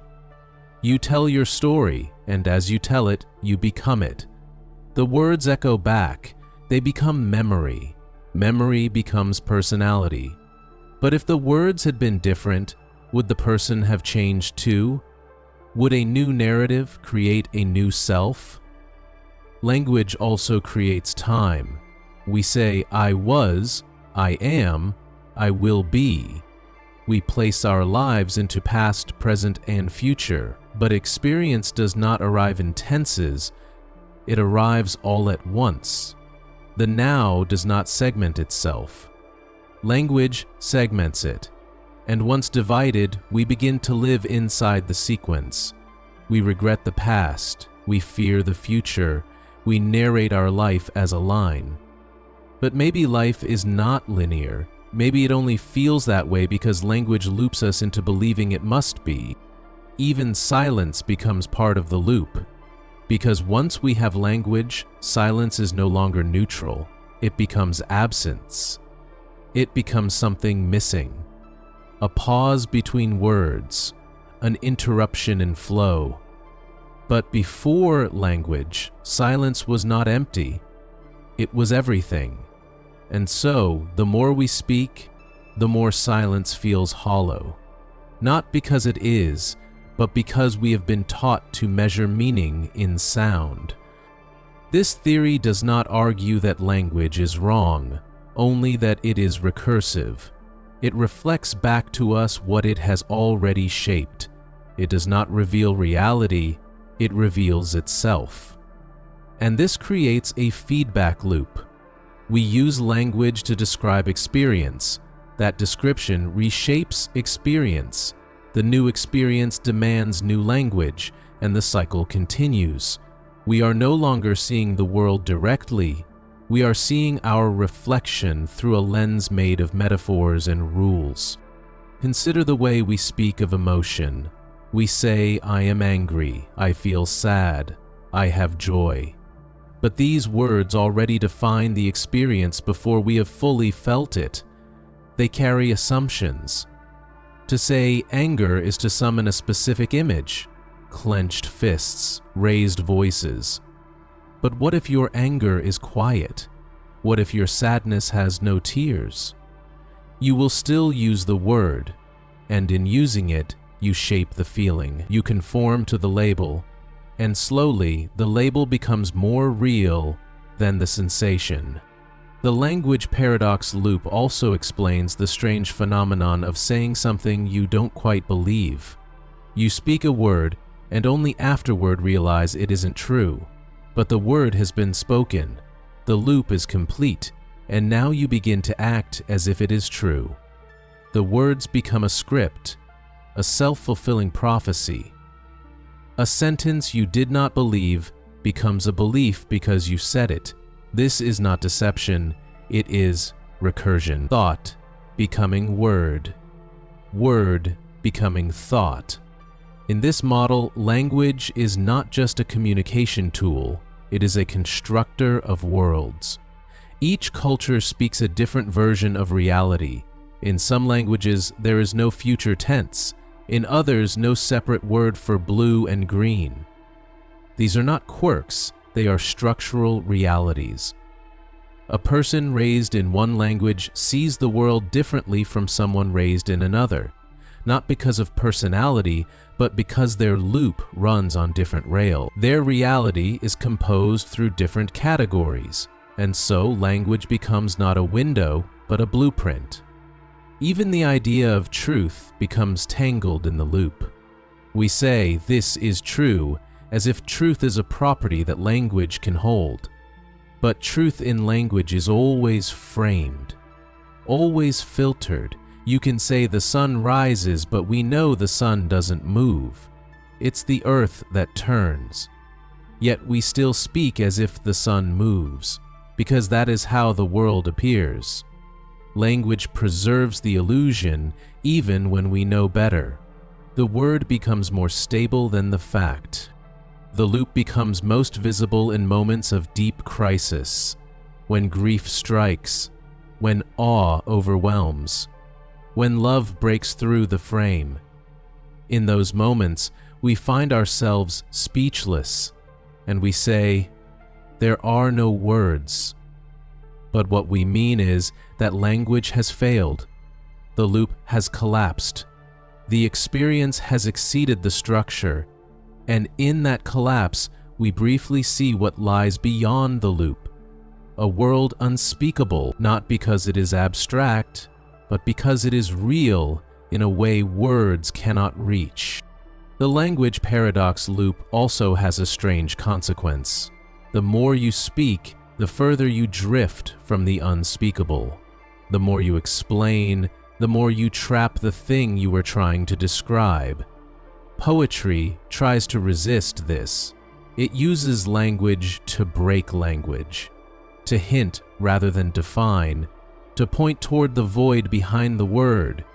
It is the art of speaking without sealing the meaning, and in that resistance, it brings us closer to the rawness that language usually can. Meditation, too, becomes an escape from the loop. In silence, without internal narration, the loop begins to loosen. You start to feel without labeling, to observe without describing. And in that state, something else arises, a kind of clarity, not conceptual but direct. You see the tree, not the word tree. You feel pain, but not the story around it. The loop is still there, waiting, but for a moment you are outside it. This theory does not ask us to abandon language. That would be impossible. It asks us to become aware, to notice the loop, to see where it begins, where it ends, and how it returns. And in that awareness, to soften our grip, to hold our words like feathers, not walls, to speak knowing that every sentence is a mirror, not a window, to listen knowing that every truth has a structure, and that sometimes what matters most is not what can be said, but what waits behind the saying. The language paradox loop is not a flaw. It is a feature, a beautiful trap, a spiral staircase we climb with every word. It builds us, shapes us, carries us, and if we are gentle, it can also reveal us, not by breaking the loop, but by seeing it clearly, speaking less to control meaning and more to reflect the mystery it can never fully hold, the memory scaffold illusion. Memory feels like a record, a vault of moments we can return to, a narrative we can trace back through time. We imagine our past as a solid structure, built piece by piece, experience by experience, forming a scaffold on which our present self stands. But what if memory is not the foundation, but the illusion? The memory scaffold illusion proposes that memory does not preserve reality, it constructs it. That what you remember is not a faithful archive of your life, but a constantly shifting scaffold of stories, assumptions, and emotional imprints that change each time you return to them. Your identity is not built upon solid recollection. It's suspended in a web of illusions that only feel true because you've told them enough times to believe them. This illusion begins early. As children, we have experiences that are half understood, full of emotion, fragmented. Later, we try to make sense of them, to wrap them in language, and in doing so, we reshape them. We fill in gaps. We edit the emotional tone. We link events with meanings they never originally held. We think we are remembering, but we are constructing. And the more we construct, the more solid those constructions feel. A memory becomes a story becomes an identity, and soon we are walking on scaffolds we believe are made of stone when they are actually built from fog. Every time you remember something, you are not retrieving a file, you are reactivating a network. The brain does not store memory like a library, it rebuilds memory like a performance. It takes sensory fragments, emotional cues, contextual clues, and constructs a version of what happened. But here's the catch. That reconstruction is influenced by your present state. If you are feeling shame, your memory will reflect shame. If you are feeling nostalgic, the past will soften. The past does not change, but the version of it you recall does. Which means memory is not just unreliable, it is unknowingly rewritten again and again. This becomes the scaffold, the illusion of continuity. You believe you are the same person across time because your memories say so. But those memories are not preserved truths. They are shifting reflections, constructed by the present mind to justify the present identity. You look back and see coherence, but only because your mind has edited the past to match your current self. You were not always who you think you, but memory insists that you were. And you believe it, because it feels real. Even traumatic memories are shaped by this scaffold. You may recall a painful event with vivid detail, but vividness is not accuracy. The more intense the emotion, the more the mind fills in the blanks. Trauma becomes a story we revisit again and again, not always to understand it, but to maintain it. The scaffolding becomes more rigid, less open to revision, but it still shifts subtly with each visit. We rehearse the past until it becomes familiar, but that familiarity is a product of repetition, not truth. In this illusion, healing becomes complicated. Because to heal, we often try to remember accurately. We want to uncover the real story. But what if there is no real story? Only versions, only layers. Then healing becomes less about recovering the truth and more about accepting that memory was never meant to be a mirror.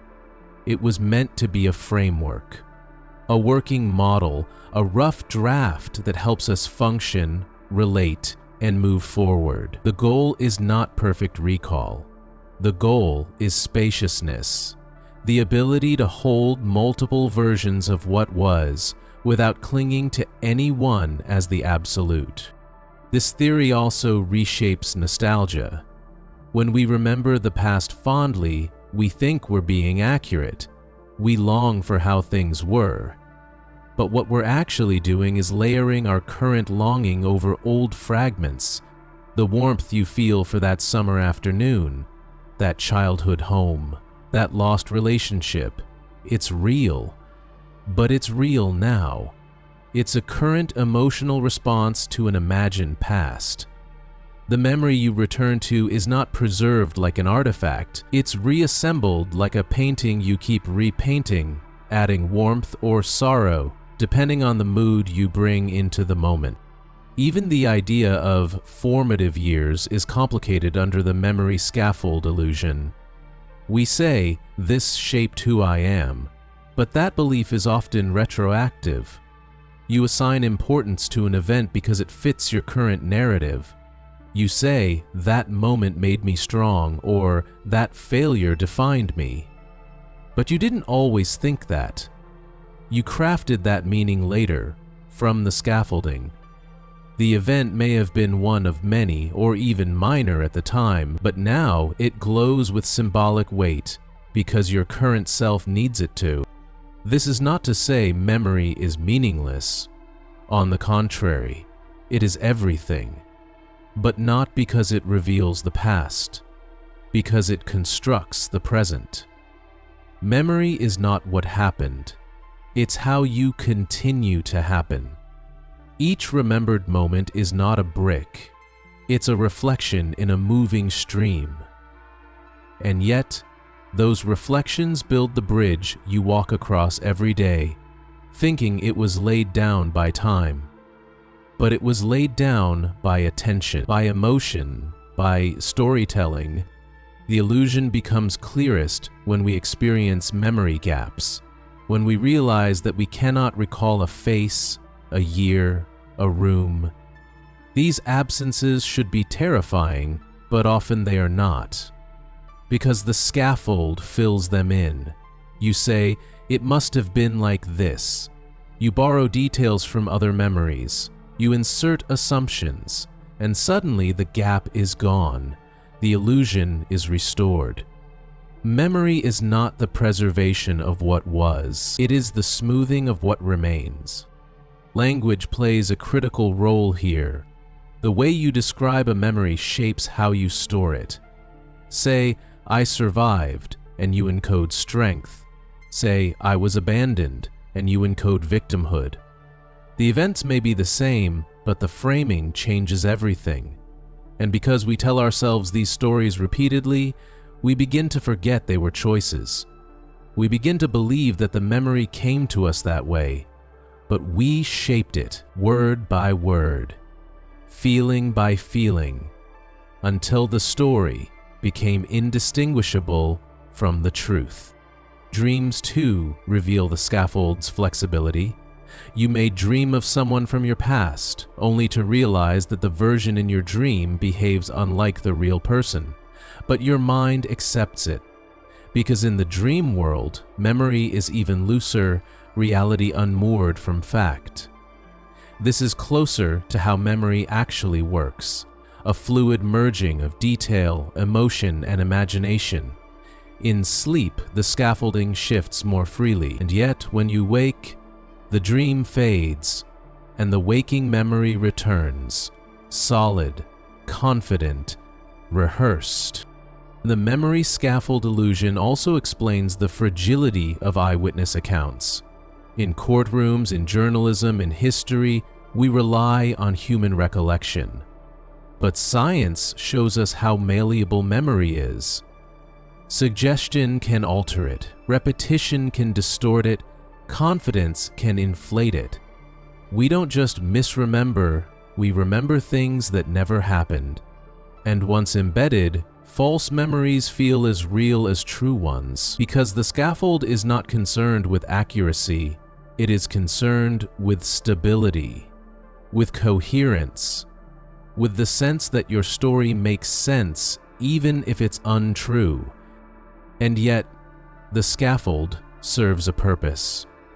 Without it, we would be lost in each moment, unable to reference who we were or why we feel what we feel. The illusion is not a flaw, it is a function. It allows us to learn, to grow, to construct meaning.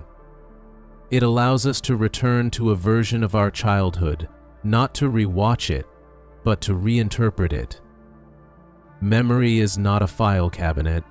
It is a mirror that tilts depending on the light, and through that shifting glass we try to understand who we are. The most profound implication of this theory is that you are not your past, you are your memory of your past. And that memory is not fixed, it is scaffolded, framed, reinforced with story beams and emotional joints. And if you change the story, you change the structure. Not because you are lying, but because identity is narrative, and narrative is alive. You do not have to be who your memory says you are. You are not bound by every mistake, every wound, every label. You are not the child who was ignored, or the teenager who failed, or the adult who was betrayed. You are the one remembering. And the way you remember is not fixed, it is fluid. You can grieve without replaying. You can remember without reliving. You can honor the past without dragging its weight into every room you enter. This theory invites compassion. If others are walking on their own memory scaffolds, then they too are suspended in illusions that feel solid. The person who hurt you may be haunted by a version of events you do not remember. The one who inspires you may be driven by a story they've retold so many times they've forgotten it wasn't always true. We are all authors, we are all editors, and we are all characters in our own self-written histories. The memory scaffold illusion is not a warning, it is a revelation.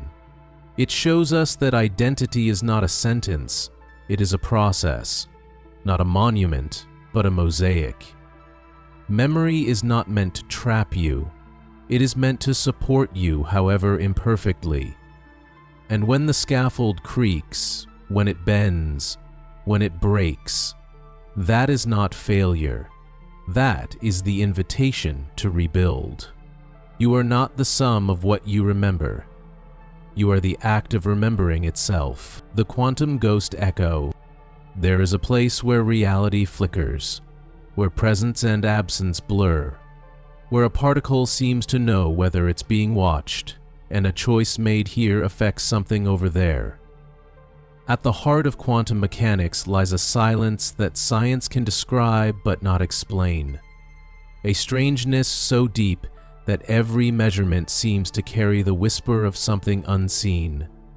The quantum ghost echo is a theory that leans into this strangeness. It suggests that every quantum interaction leaves behind not just a trace but an echo, an imprint of unrealized possibilities that continue to exist in ghost-like form.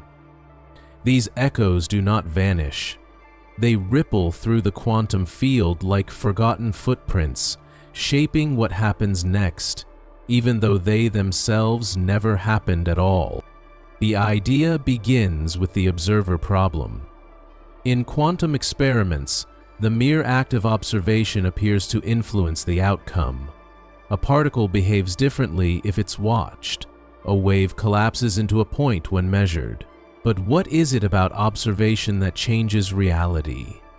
The quantum ghost echo suggests that it's not the observation itself. It's the wave of unrealized alternatives that observation leaves behind. When a particle chooses a path, the other paths don't just disappear, they echo. They remain as ghost possibilities, entangled with the real outcome, not as substance, but as suggestion, and this suggestion has weight. It guides future probabilities. It shapes the next moment's structure. This means reality is never just what happens. It's also what could have happened, but didn't. And those could have beens don't fade. They hang in the quantum air like fog. They haunt the present, shaping the choices that follow. The quantum ghost echo is not a thing. It is a trace of almosts. A field of could-have-beens that, although unrealized, still press against the edge of what is, like shadows that follow light not because they're real, but because the light remembers where it could not go. In this model, every decision made, at any level, is never complete. When you make a choice, your mind resolves into action, but the other choices, the ones you didn't take, don't die, they echo. Not psychologically, but physically. They reverberate at the quantum level, subtle and silent, like waves that never crashed into the shore but still stirred the water underneath. You turn left at a crossroad, and the right turn version of you never lives, but the field of that possibility remains, ghost-like, influencing the weight of your next hesitation, the shape of your next dream, the feeling that something unseen is walking close behind you. This theory is not the multiverse. It doesn't require infinite parallel worlds branching off into every outcome. It only needs the ghost echo, a lingering structure of possibility that didn't actualize but still resonates. It doesn't manifest as another timeline. It moves like pressure through the quantum field. You can't see it, you can't measure it directly, but you feel it. A nudge here, a moment of déjà vu, an intuition that something could have been different and still is, just beyond reach. In quantum entanglement, two particles become linked, such that the state of one affects the other, instantly, across any distance. It defies space and time. But what if that link is not between real particles alone, but between their ghost echoes as well? What if the entanglement we observe is only half the story? The other half is what doesn't happen, yet still matters. The quantum ghost echo suggests that the connection isn't between outcomes, it's between potential, between all the things that didn't actualize, but remain silently tethered, vibrating in the unseen spaces between certainty and chance. This view recasts probability. In most interpretations, quantum mechanics deals with chance, uncertainty until measured, but the quantum ghost echo reframes this as memory. Not memory in the human sense, but a kind of quantum remembrance. The field does not forget what could have been. It carries every unrealized possibility like a scent in the air, and each new measurement is not a fresh roll of the dice, but a response to the invisible chorus of everything that almost happened before. Possibility leaves fingerprints, and those fingerprints guide the next shape that the wave function might take. Even emotion may have quantum resonance.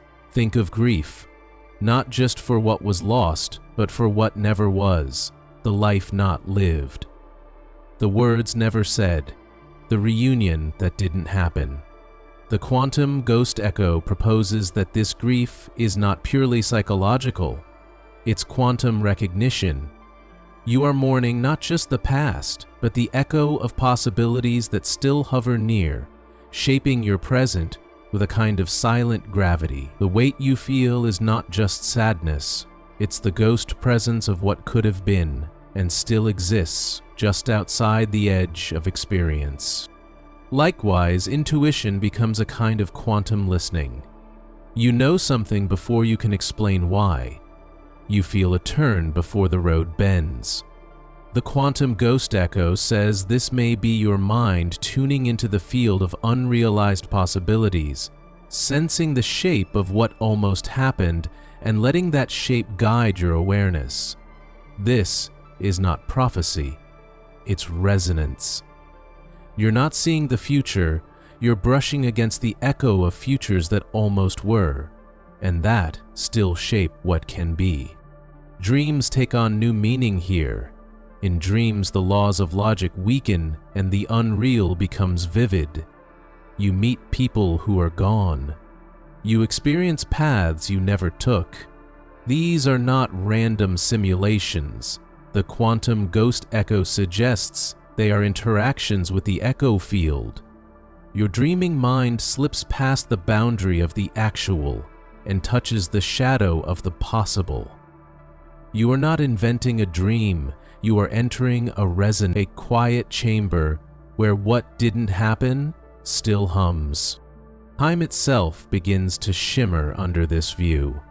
We see it as linear, a line of causes and effects. But quantum reality does not agree.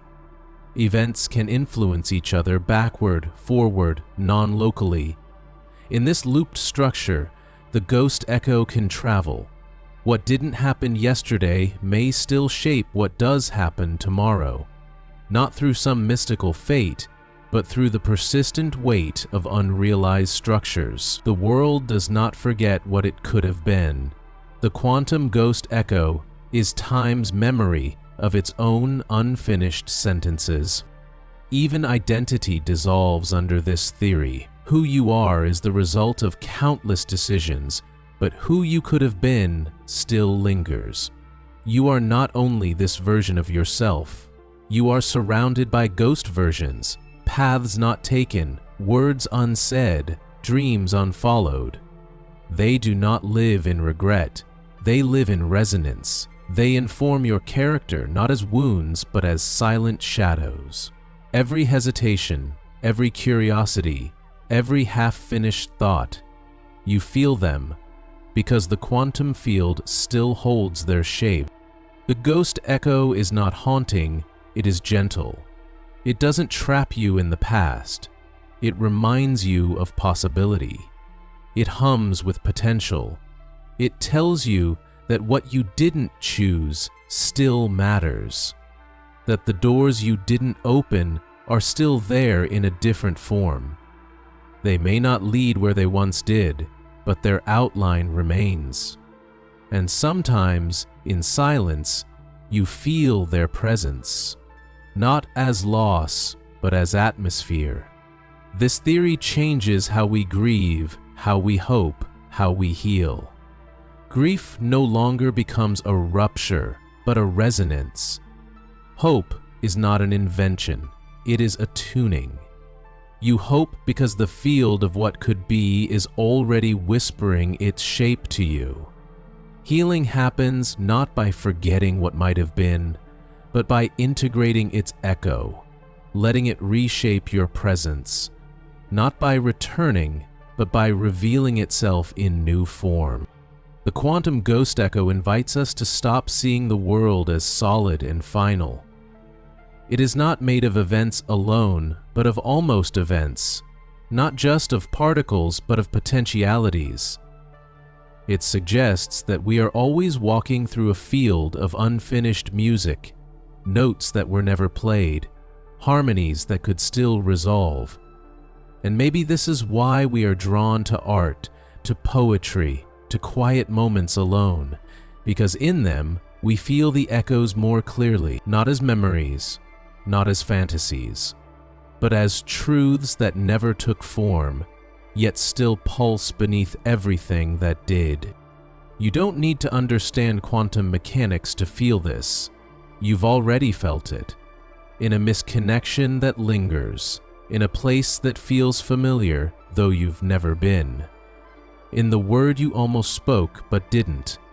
The quantum ghost echo is not science fiction. It is the felt presence of a reality more fluid than we've been told, a reality where the unseen shapes the seen, where silence speaks, where what might have been still is, in the soft, unmeasured spaces of the now. And perhaps that's the heart of it.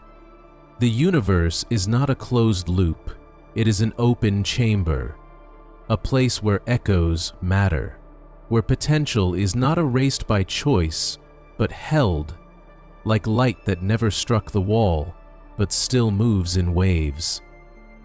The quantum ghost echo is not an answer, it is a question that continues to ring. The recursive self-deception principle.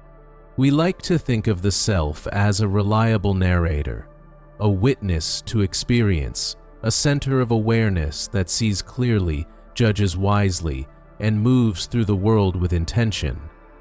But what if that center is not clear, not stable, and not entirely honest?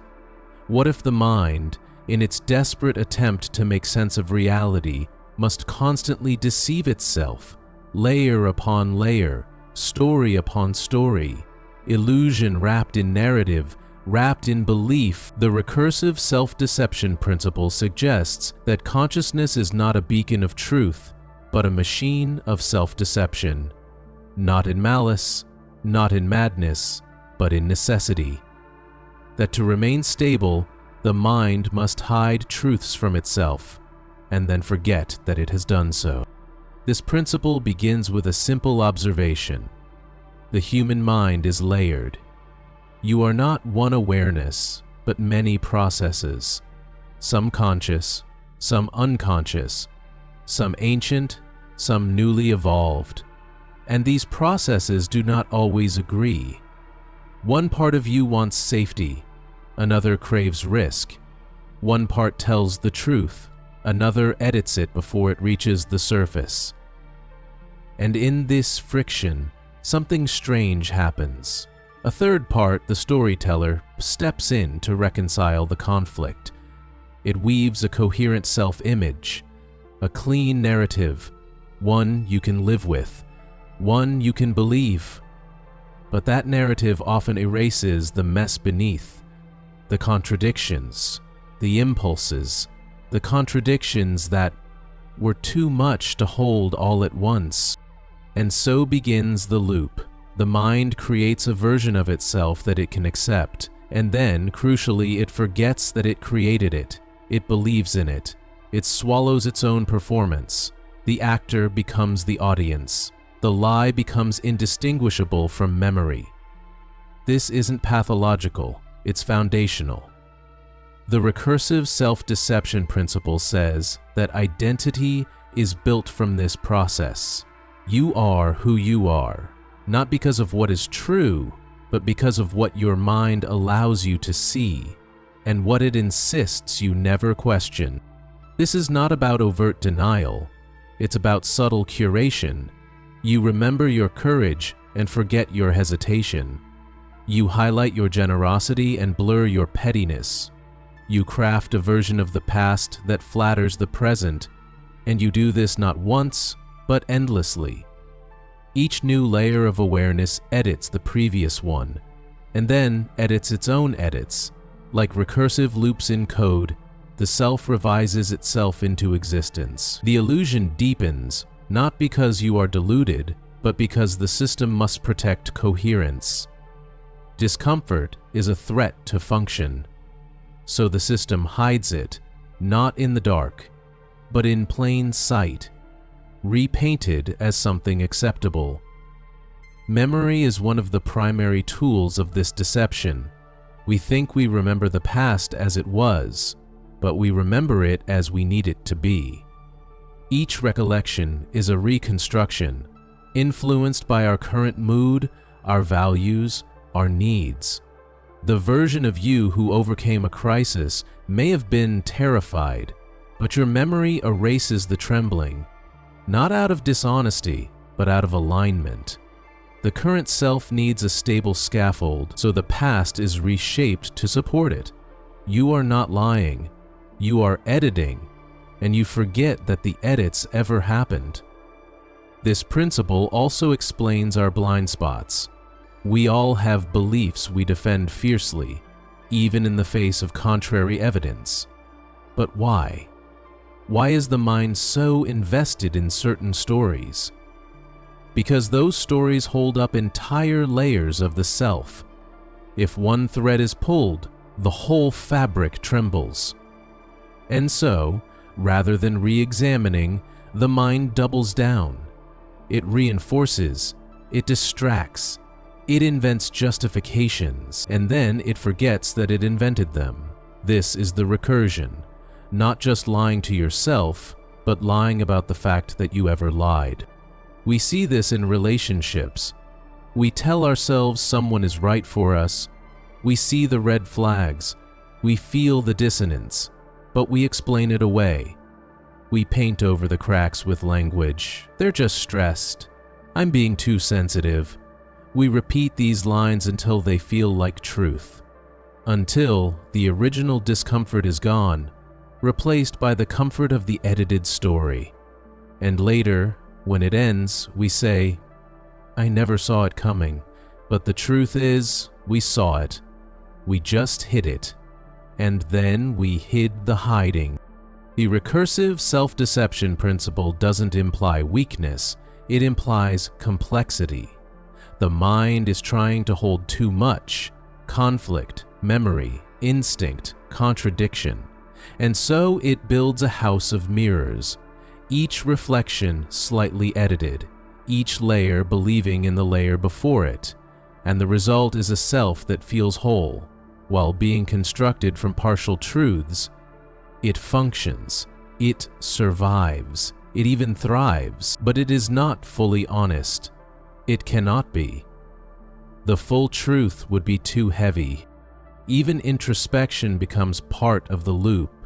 You examine yourself, you question your motives, but the observer is part of the system. The questioning mind is using tools given to it by the narrative, and so even your self-awareness can become a trap. You believe you are being honest, while using the language of a deeper deception. The mind cannot step outside itself. It can only circle inward, again and again, refining the illusion until it becomes indistinguishable from authenticity. This principle can be traced in spiritual and philosophical traditions. In Zen, the idea of beginner's mind asks us to release our concepts, to see without labels. In Advaita, the self is seen as an illusion, a mask worn by awareness. In psychoanalysis, the unconscious is a theater of hidden motives. Each tradition, in its own way, is pointing to the same thing, that the self you know is not the full self. It is a version, a reflection, a story built on recursive edits. And that true insight is not gained by finding new answers, but by unlearning the comfortable lies you didn't know you told. This theory also sheds light on why change is so hard. You want to grow, you want to evolve, but change threatens the scaffold. It risks collapsing the tower of justifications. So the system resists. It clings. It rewrites the desire to change as fear, as doubt, as procrastination. The part of you that seeks truth is buried beneath layers that insist you already have it, and to reach it, you must first dismantle not your beliefs, but your belief in your beliefs. The recursive loop protects you, but it also isolates you. If your self is built on curated illusion, then intimacy becomes difficult. To be seen, truly seen, would require exposing not just your flaws, but the lies that protect them. And so you keep parts of yourself hidden, not just from others, but from yourself. Vulnerability becomes dangerous, not because you fear judgment, but because you fear losing the self you've worked so hard to believe in. Yet, the recursive self-deception principle is not a sentence, it is a description. And within that description is a subtle freedom. If you can't escape the loop, you can at least see it. If you can't be fully honest, you can become more aware of where the edits begin. You can soften the certainty. You can hold your stories loosely. You can say, "This is the version I live by, but I know there are others." And in that humility, the illusion loosens, the grip softens, and something deeper begins to move. Meditation can help, not by showing you truth, but by revealing the silence beneath the loop. When you sit quietly, when you observe without grasping, you begin to see the patterns, the stories rising and falling, the justifications forming and dissolving. You see the mind trying to preserve itself, and in that seeing, there is space. Not to escape, but to accept. To hold the loop with compassion rather than fear. Art can do the same. A poem, a painting, a melody, they bypass the narrative, they speak in symbols. In silence, they touch the places that logic cannot reach, and in doing so, they can reveal what the narrative hides. Not with answers, but with resonance. You feel something true, but you can't say why. That's the shadow of the deeper self, the one beneath the edits. The recursive self-deception principle also invites kindness. If everyone is living in their own loop, then judgment softens. The person who seems arrogant may be hiding fragility they can't admit even to themselves. The one who clings to control may be protecting a story they dare not question. We are all editing, all narrating, all believing in stories we didn't fully write. And to see that is not to give up on truth, but to approach it gently. The self is not a lie. It is a layered process of storytelling, a necessary construction. Without it, we could not function. But within it, we can awaken, not by tearing it down, but by becoming aware of the loop. By noticing where belief becomes protection, where narrative becomes armor, and where honesty begins to ripple through the layers, not as certainty, but as open. You do not need to escape your mind. You only need to witness its loops without flinching. And in that witnessing, a deeper self begins to stir, not as a new story, but as the awareness that holds all stories. The one that knows the loop is running and loves it anyway. The time-lagged soul hypothesis. There are moments when you feel as though your emotions arrive too late. The grief that hits you weeks after the loss. The joy that surfaces long after the moment has passed. The understanding that dawns only after the damage is done. It's as if your soul is moving slower than your life. This is the strange and haunting suggestion at the heart of the time-lagged soul hypothesis, a theory that proposes that the soul, or the deep core of subjective awareness, does not move in lockstep with physical time. Instead, it drags behind, always slightly delayed, always slightly displaced. You live in the present, but your soul is still catching up. According to this hypothesis, experience is not instantaneous. We believe that we feel life as it happens, that our emotional responses occur in real time. But what if this is just another illusion of the mind's clockwork? What if consciousness unfolds at two speeds, one fast enough to navigate the world and another slow enough to truly process it? The fast self makes decisions, reacts, survives, but the slower self, the soul, lags behind, reflecting, integrating, understanding, only when the echoes are strong enough to reach it. What you feel today may belong to something that happened long ago, finally rippling into your inner core. This idea challenges our assumptions about presence. We are told to live in the moment, to be here now. But if the time-lag soul hypothesis is true, then the soul is never fully here.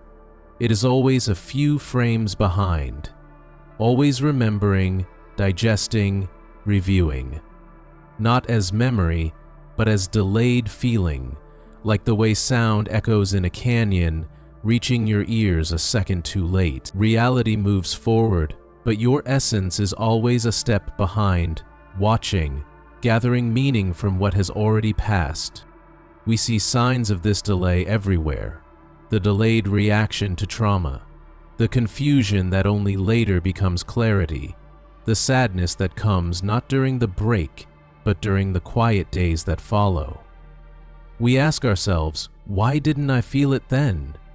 But maybe we couldn't. Maybe the moment moved too fast. Maybe the soul requires stillness, space, silence, in order to fully experience what the body has already lived. In this way, emotions are not responses, they are echoes. The hypothesis also reframes guilt. Sometimes, guilt surfaces long after the action.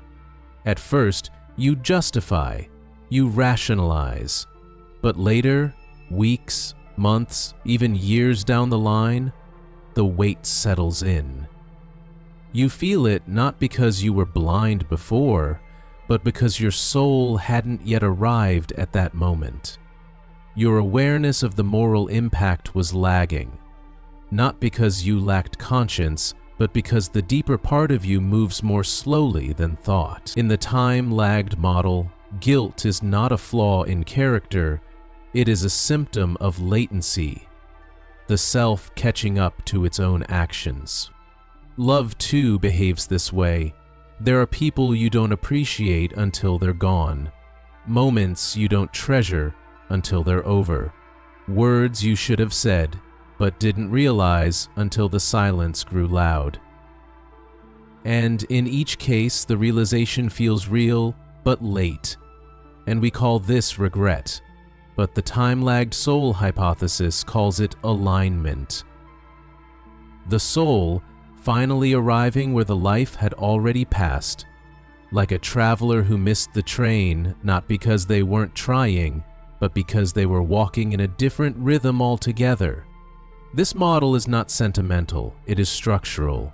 It suggests that the soul, if it exists, is bound not by external clocks, but by internal cycles. The body lives on seconds and minutes. The mind follows days and calendars. But the soul runs on tides, on seasons of becoming. It cannot be rushed. It cannot be commanded. It flows slowly, winding its way through the corridors of experience. And by the time it reaches the room, the party is already over, the guests have gone home, and you are left sweeping up emotions that feel both late and inevitable. The time-lagged soul hypothesis may also explain the uncanny sense of hindsight, that eerie clarity we gain only after the moment has ended. We look back and wonder how we didn't see the truth, but maybe we couldn't. Maybe the part of us that sees deeply is slower than the part that acts. The decisions we make in the rush of life are based on immediate inputs, but the soul needs time to feel, to know, to understand what the mind already decided. We live forward, but we comprehend backward, because the soul walks while the world runs. This time lag also shows in creativity. Writers often say they can't write about something until long after it happens. The emotions are too raw, too unformed. Only later, when the soul has caught up, can the truth be put into words. Artists paint what they couldn't say at the time. Musicians compose from wounds that only revealed themselves years later. The creative act, then, is not just expression, it is the soul's delayed response, a reaching back into moments the body has long since left behind. The hypothesis reshapes how we see mourning. When someone dies, the rituals happen quickly: the funeral, the farewells, the condolences. But the grief, the real grief, often takes months, even years to fully arrive. At first, you go through the motions. You say the right things. You feel the surface tremble. But the soul hasn't caught up.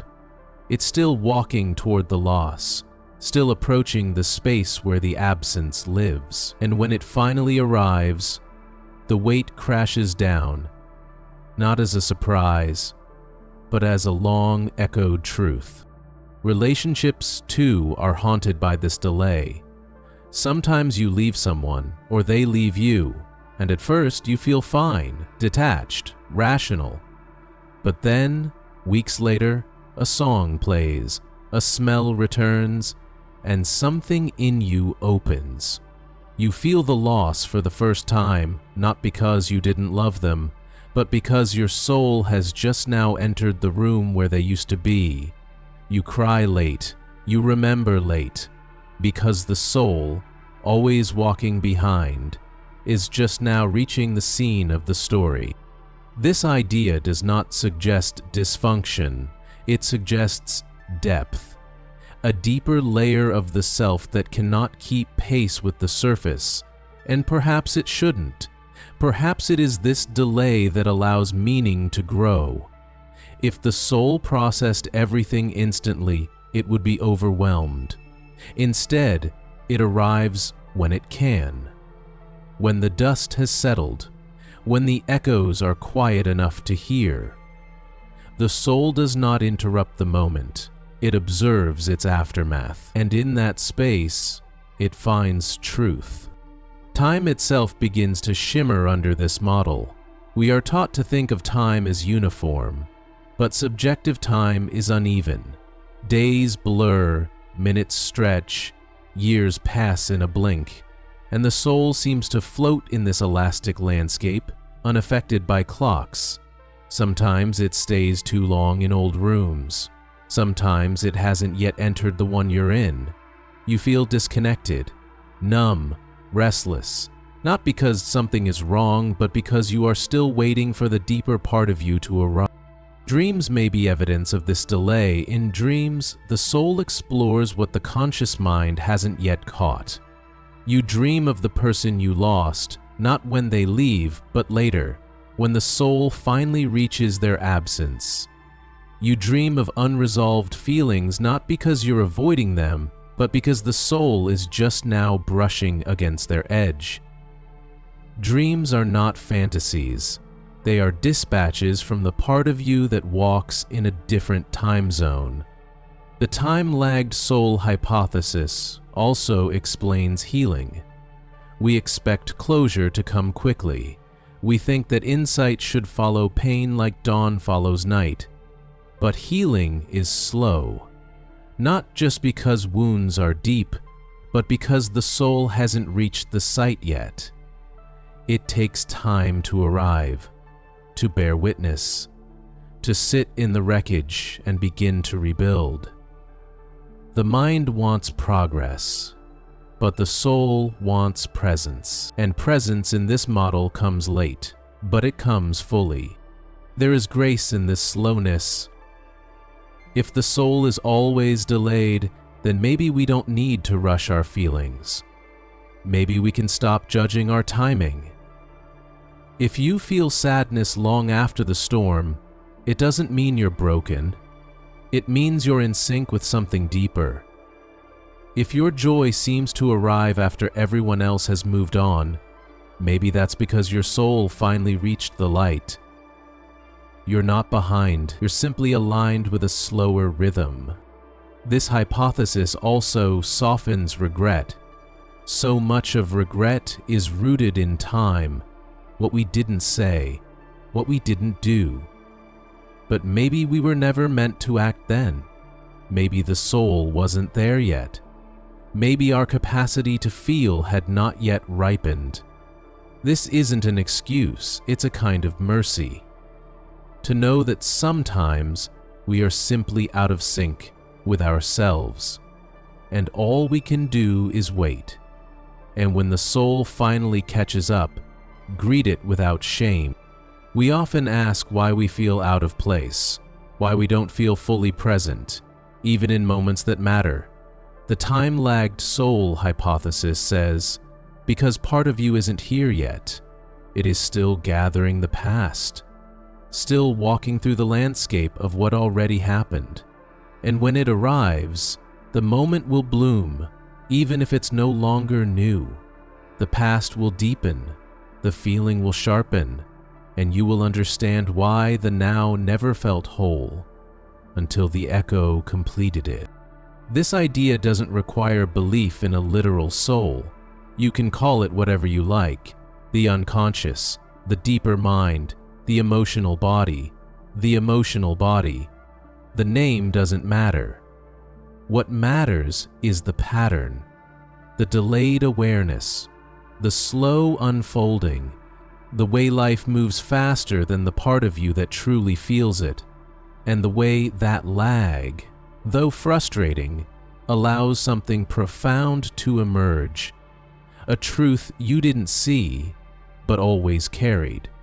The time-lagged soul hypothesis reminds us that we are time travelers within ourselves, that the present is never pure, that we are always trailing histories, always waiting for meanings to arrive, and that maybe, just maybe, being fully alive isn't about staying ahead, it's about honoring the parts of us that are still on their way, the unobserved collapse. There is a silence that exists between possibility and reality, a place where everything that could happen hovers just out of reach, waiting for someone to look, to measure, to decide. In quantum mechanics, this is known as the wave function, a cloud of potential outcomes that exists in superposition. The world commits to one path. But what happens when no one is watching? What happens when no observation ever comes? This is the mystery of the unobserved collapse. The idea that countless events are happening, resolving, becoming real, all without anyone there to witness. And yet, they still shape the world. The unobserved collapse begins with a simple premise. Reality does not need an observer to proceed. While quantum theory is often interpreted as requiring a measurement to collapse a possibility into reality, there is another interpretation, quieter and more haunting, that collapse happens regardless, that particles make their choices without needing us, that the universe is filled with silent resolutions, moments that take form and fade before any consciousness ever arrives. The tree that falls in the forest doesn't just make a sound, it becomes part of the world, even if no ear ever hears it. This idea confronts the human-centered view of reality. We tend to believe that awareness defines existence, that to be seen is to be real. But the unobserved collapse strips away that comfort. It suggests that the universe is indifferent, that events unfold whether we are there to name them or not, that countless lives begin and end in the dark, far beyond the reach of any gaze. That reality is a continuous unfolding, not waiting for permission to happen, not waiting for eyes to give it meaning. And yet, something about this is deeply unsettling.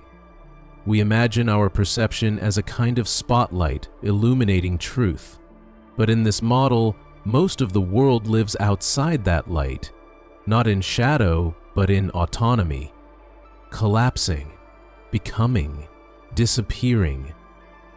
The vast majority of reality is unobserved, unmeasured, unknown.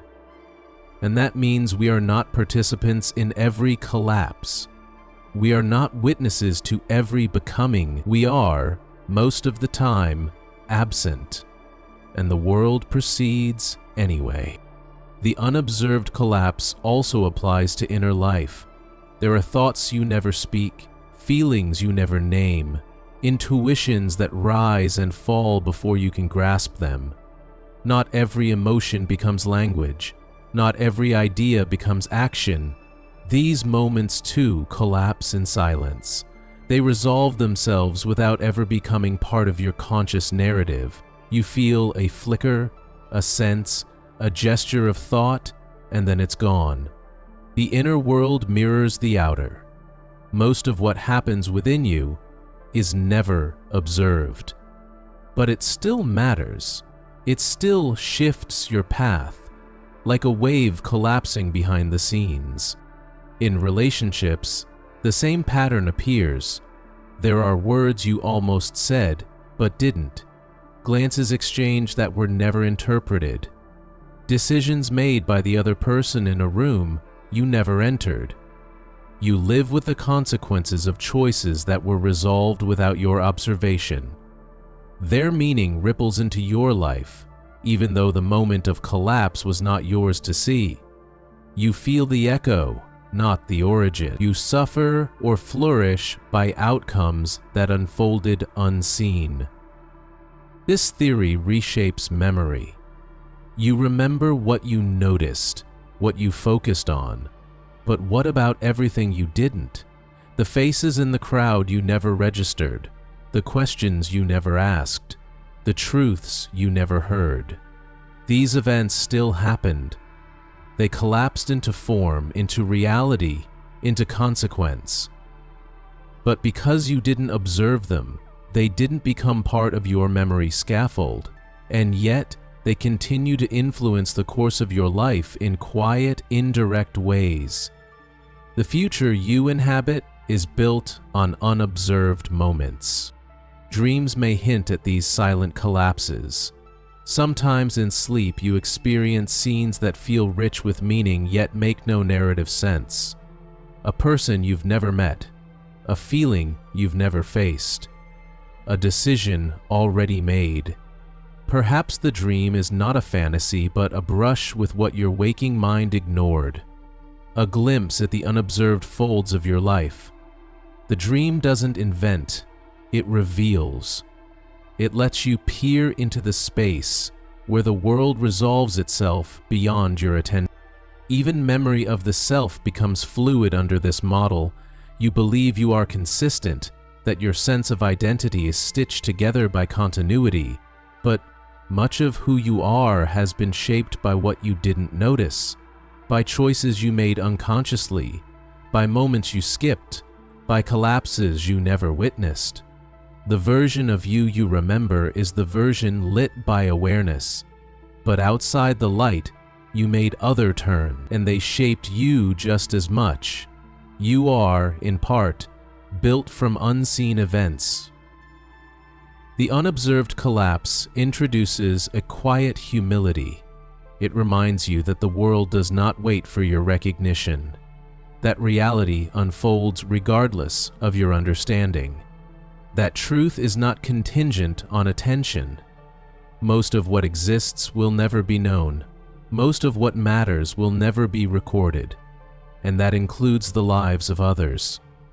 Billions of thoughts, dreams, fears, all happening without witness, all collapsing into choices, into patterns, into reality. And yet, this is not a tragedy. It is a testament to the vastness of being. The idea that life is not dependent on observation is liberating. It means that things matter even if they go unseen. That the flower blooming in the forest, the child drawing alone, the person healing in solitude, these things are real. They do not need to be posted, photographed, archived. Their collapse is valid, their existence complete. This also reshapes our idea of significance. In a world of constant documentation, we come to believe that only what is seen matters, that if it's not shared, it's not real. But the unobserved collapse says otherwise. What is unseen is often more stable, more truthful, more rooted. The world is made not from spectacle, but from quiet resolutions, from silent transformations, from unnoticed acts of kindness. The meaning of life is not always found in the spotlight. It often forms in the background. Spiritual traditions have long gestured toward this, the idea that the divine is hidden, that sacredness exists in the ordinary, that enlightenment is found not in revelation, but in stillness. The unobserved collapse echoes this wisdom. It says that truth does not shout, that the deepest movements happen outside your gaze, that what you do not notice still forms the path beneath your feet. In science, the idea of collapse is often discussed in sterile terms: a measurement, a particle, a result. But there is a poetic side to this process. A particle does not just settle, it chooses. Out of a sea of possibilities, one becomes real. And when no one observes, that choice still happens. It becomes part of the fabric of the universe, and from that point forward, everything changes. The world turns, slightly but surely, shaped by something no one sees. In your own life, you might wonder how many times this has happened. How many paths were sealed because of choices you didn't witness? How many futures were closed before you could arrive? How many opportunities passed in silence? And yet, here you are, alive, shaped by 1,000 unseen collapses. You didn't notice them, but they noticed you. They formed the scaffolding of your story, one silent resolution at a time. This theory invites gentleness toward yourself and toward others, because none of us sees the full picture. We live by fragments, by highlights, by the few moments we manage to observe. But beneath those are layers of decisions, interactions, patterns we never noticed. The person you think you know is more than what you've seen. The moment you remember is more than what you felt, and you are more than the sum of your observed action. You are shaped by what you missed. There is, in this view, a kind of beauty in absence, in trusting that life continues even when you look away, that collapse happens in the dark, that becoming does not require applause, that truth does not require witness. You can breathe knowing that not everything must be known to be real. You can rest in the awareness that reality is unfolding, quietly, invisibly, beautifully, without your constant involvement. The unobserved collapse is not about giving up attention. It's about letting go of the illusion of control. You can still watch, still learn, still measure, but you do so knowing that what you miss is just as important as what you catch, that the missed step, the unseen moment, the forgotten detail, these hold weight. They are not failures, they are part of the pattern, a pattern too large to fully observe. And perhaps that's what makes life sacred, not that we see everything, but that we don't have to. Not that we hold all the pieces, but that the pieces still fit. That reality collapses with or without us, that meaning forms in both the presence and the absence of our gaze, and that, sometimes, what is most real is what we never saw coming. The dimensional feedback theory.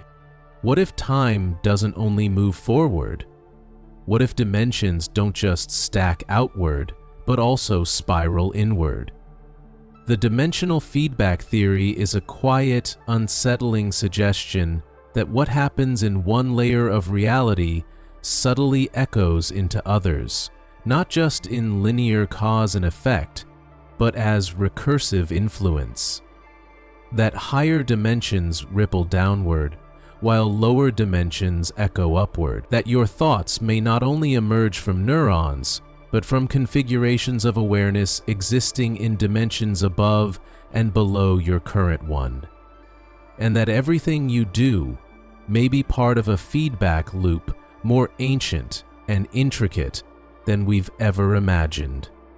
In this view, dimensions are not separate realms, but tightly intertwined layers, each influencing the others in delicate, recursive ways. You exist primarily in the third dimension, with a sense of time anchoring you in the fourth. But that's not the whole story. Your actions are shaped not only by your memories and surroundings, but by feedback from dimensions you cannot see. Perhaps the strange feeling of déjà vu, the moment of profound insight, the dream that rearranges your entire day, all of these may be responses to signals rising from dimensions outside of linear comprehension. You are not just living forward, you are echoing inward and outward, all at once. The dimensional feedback theory starts with a question. What happens when layers of reality are entangled not just spatially, but informationally? What if each dimension leaves a trace in the next, like fingerprints on glass? In this model, a choice you make in the third dimension might generate subtle reverberations into the fourth and fifth, which in turn feed back into the third, not through logic, but through form. The consequence is a loop, not one you can trace in a line, but one that pulses like a frequency, a vibration of dimensional interaction. These feedback patterns are not deterministic. They do not trap you. Instead, they shape probability. They color the background hum of your decisions. Like the overtone that alters the mood of a song, these dimensional echoes don't control you, they tune you.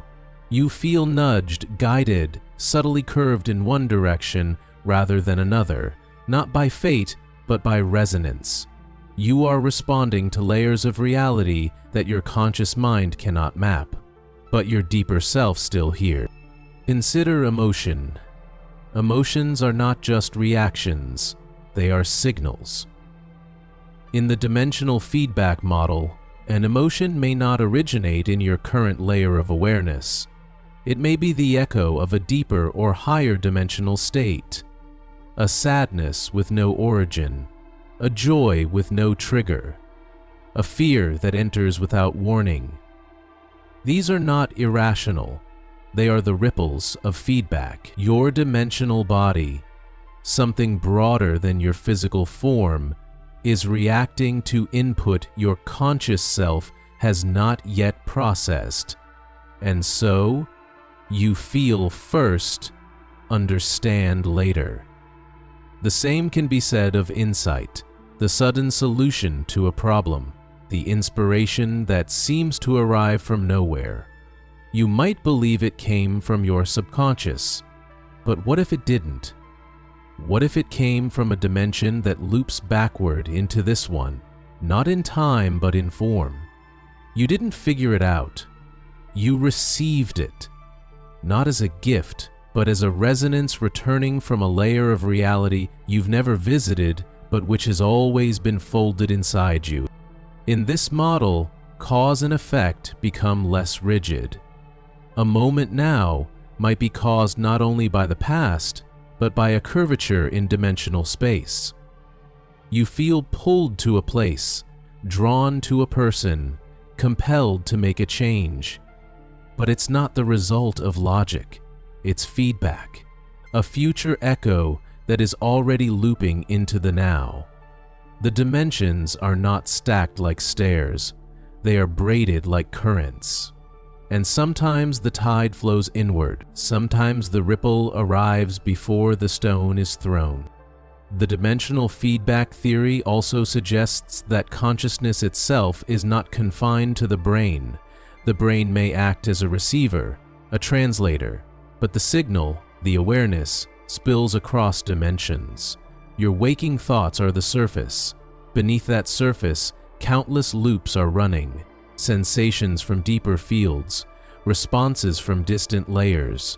You are aware of being aware, but that awareness is only the narrow band. Below and above are levels of selfhood that feed into your identity in real time, subtly influencing how you see, feel, and act. Dreams become particularly meaningful in this framework, not just as the mind's playground, but as dimensional intersections. In dreams, the rigid structure of space and time dissolves. You move between places with no transitions. You meet people who feel familiar but do not belong to your past. You feel truths you cannot explain. These are not errors, they are signals. You are tuning into feedback, not random, but patterned, not symbolic, but recursive. The dream is not a story, it is a response from layers of you that are not constrained to your waking timeline. The theory also provides a fresh lens on synchronicity, when unrelated events converge in meaning, when the book you needed appears, or the right person calls at the right time. In a linear model, these are coincidences, but in dimensional feedback, these are convergence points, moments where multiple loops align, where higher and lower dimensional signals create resonance. You feel these events not as accidents, but as alignment, not because the universe is plotting, but because its loops are converging into the visible layer of your experience. Even memory may be a feedback illusion. You believe you remember the past because it happened, but what if your memory is shaped as much by future loops as by previous events? What if memory itself is a feedback system, one that revises, recolors, and reconfigures itself in light of dimensional inputs you are not aware of? The past you recall may not be the past that happened. It may be the past that resonates best with the present feedback loop. Your history is not fixed. It is a fluid mirror, constantly reflecting the needs of your current dimensional configuration. This theory doesn't suggest control, it suggests participation. You are not a puppet of the loops, you are part of the braid. You influence it with your choices, your awareness, your stillness. Each act of attention feeds back into the loop, amplifying certain pathways, quieting others. When you meditate, reflect, or act with intention, you are tuning the signal. You are aligning yourself with the larger resonance. You are shaping the feedback that will return to you, not as reward or punishment, but as pattern. Relationships become feedback mirrors in this view. The people you are drawn to, repelled by, transform through, they are not random. They are points of resonance. Dimensional feedback loops passing through others, intersecting with your own. When two people meet and change each other, it is not chemistry, it is loop interaction. A field meeting a field, a dimension touching a dimension. You fall in love not just with a person, but with the echo of who you are in their field. And what about suffering? Pain that has no clear cause? Longing with no name? The sense of being lost without having taken a wrong turn? These too may be signs of feedback misalignment, a disharmony between your surface reality and deeper dimensional signals. Your life may appear fine, but something inside is echoing discord. A past not healed, a future not welcomed, a self not integrated. And the pain, rather than being a punishment, is a message, a feedback tone asking to be heard. This doesn't mean every difficulty is cosmic. It means some experiences may be rooted in patterns you cannot trace. The solution, then, is not always to fix, but to listen, to still the noise, to sense the tone beneath the static. Feedback doesn't always arrive in words. It arrives in energy, in resonance, in the shape of dreams and the curve of thoughts you can't explain.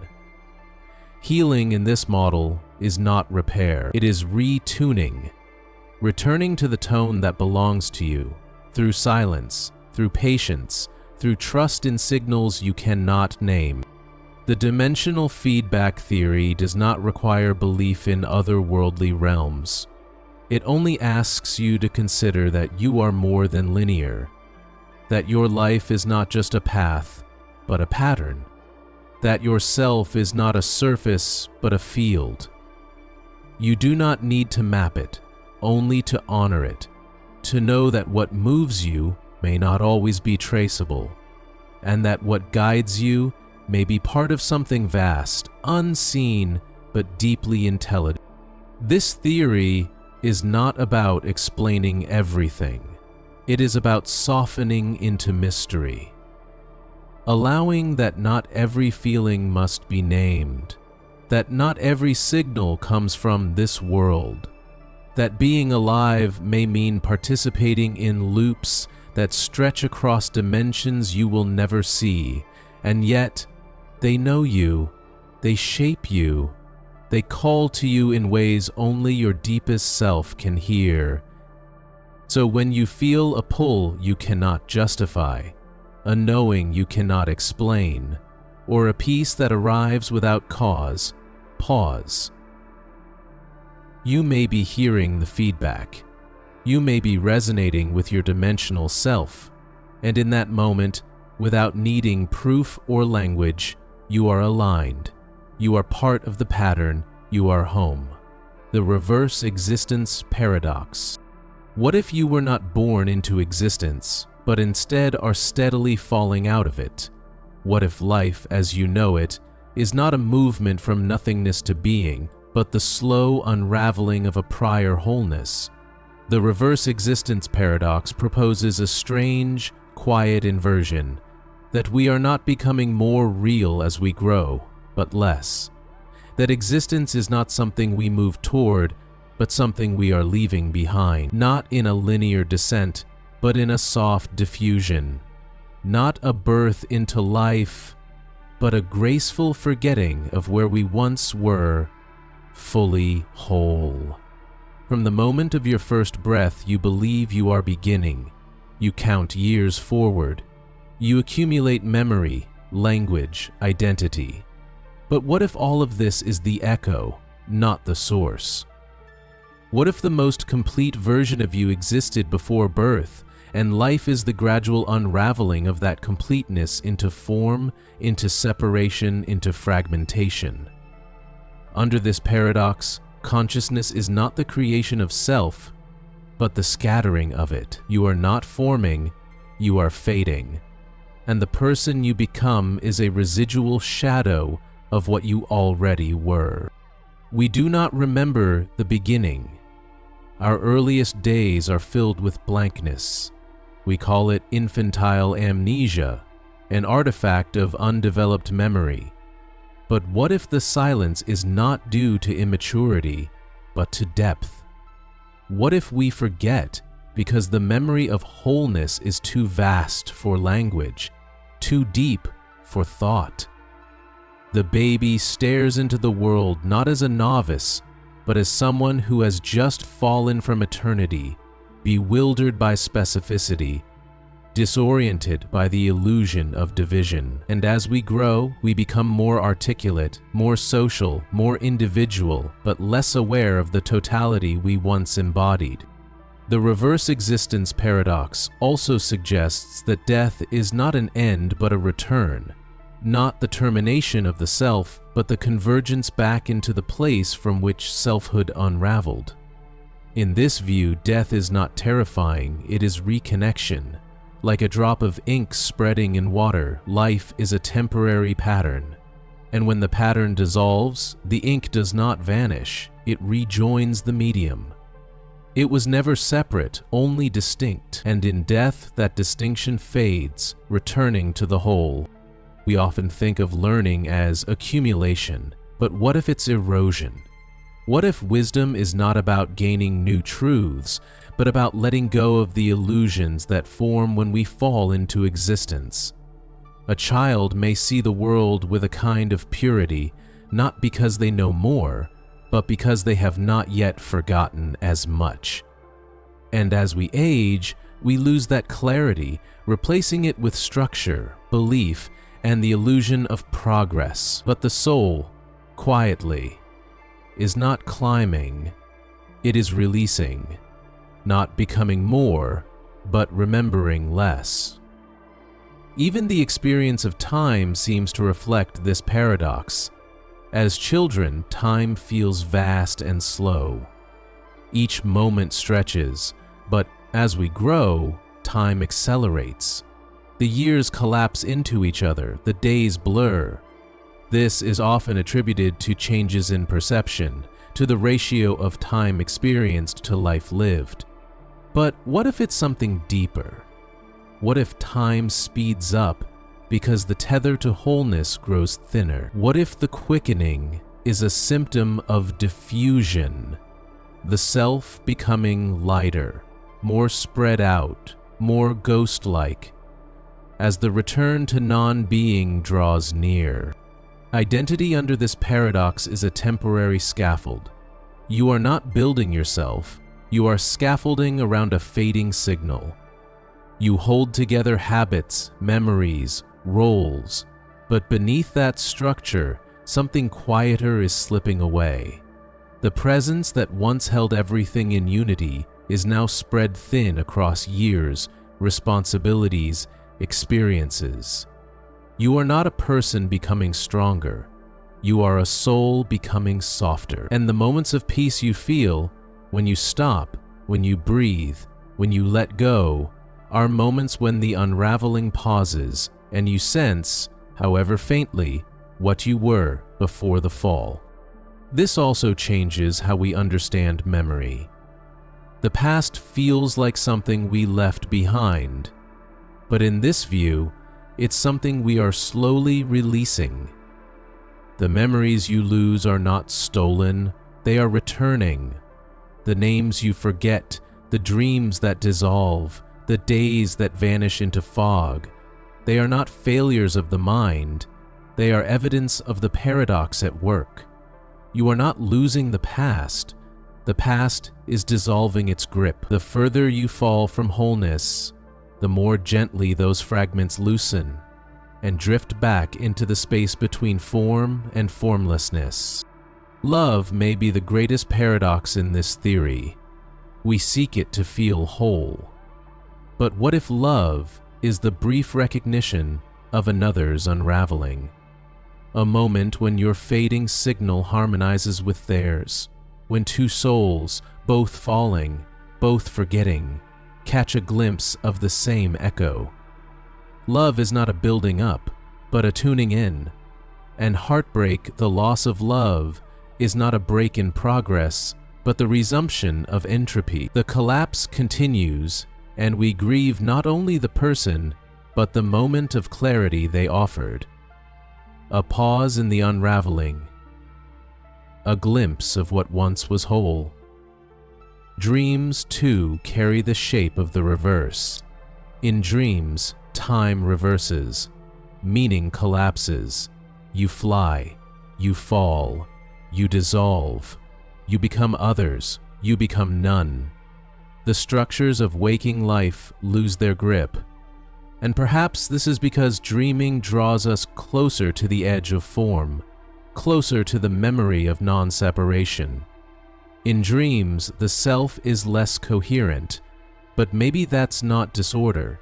Maybe it's honesty. The mind loosens its grip, and the deeper self slips through, a shape that remembers being something more than a body, more than a story, more than a name. This paradox also softens the fear of insignificance.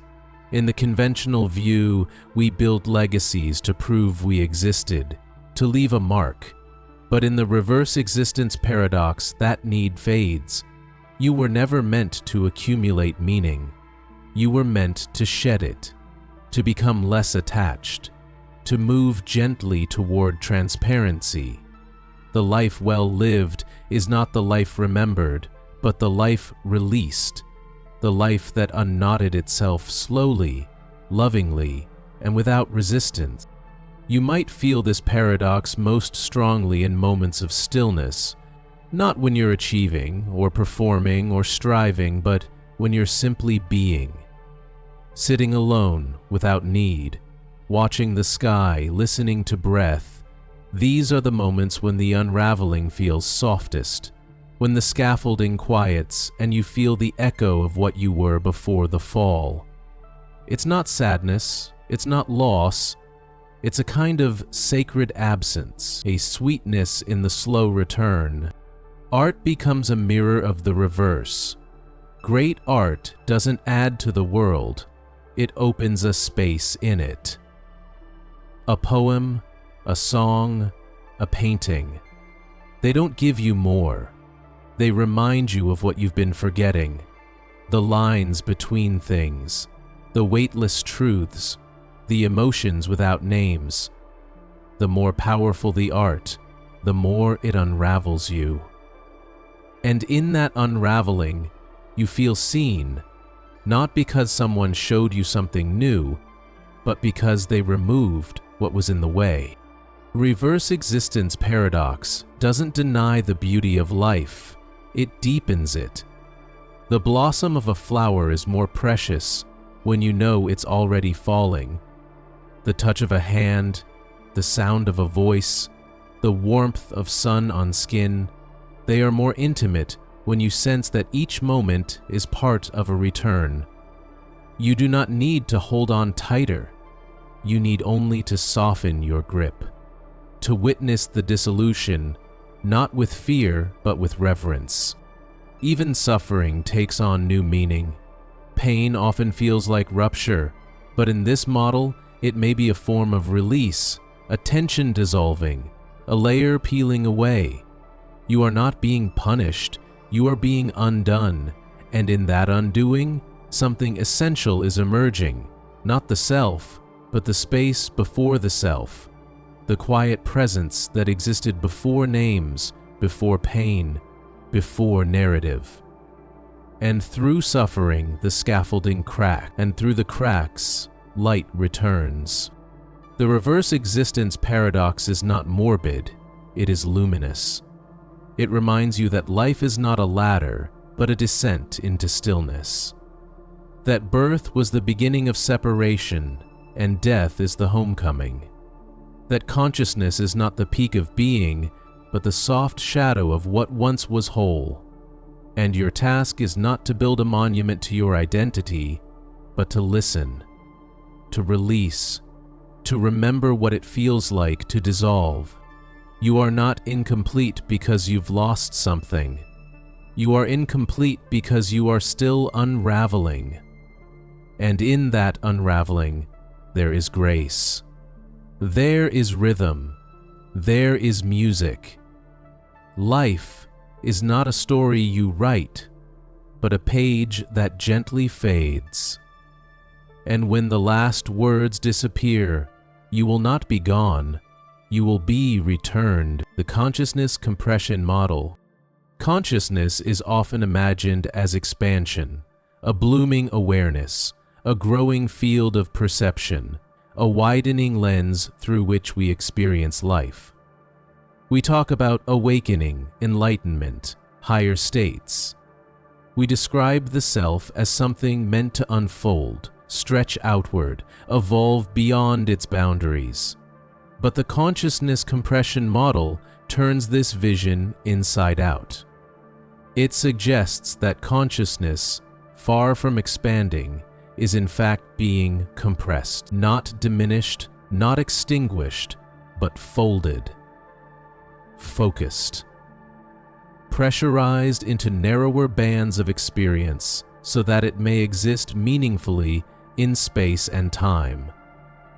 You are not here to expand your mind infinitely. You are here to hold infinity in form.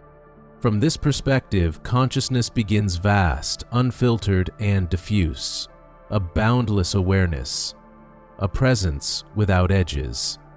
But such a presence cannot act, cannot choose, cannot be specific. So it narrows, it collapses inward, it compresses itself into shape. What you call self is the result of that compression. A pressure-formed point of awareness that allows for location, for individuality, for meaning. You are not becoming more conscious. You are becoming more concentrated. And through that concentration, reality becomes visible. This compression is not a loss. It is a form of creation. Like a lens focusing light into a beam, the compression of consciousness creates clarity. It allows perception. It generates contrast.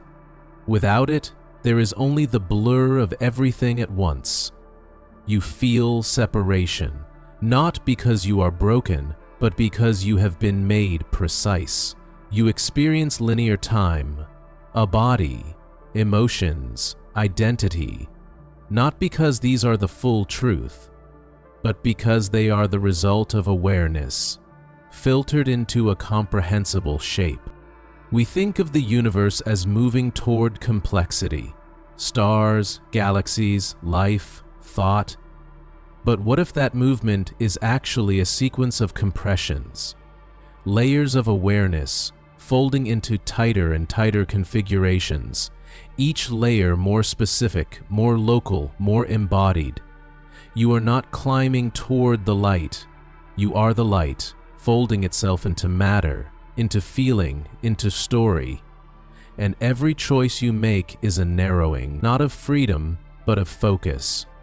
This model also explains the intensity of experience, why pain feels sharp, why love can feel overwhelming, why fear contracts the chest. These are not signs of dysfunction.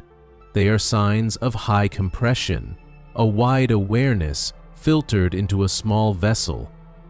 Emotions press against the walls of the self, not because they are too big, but because you are holding so much.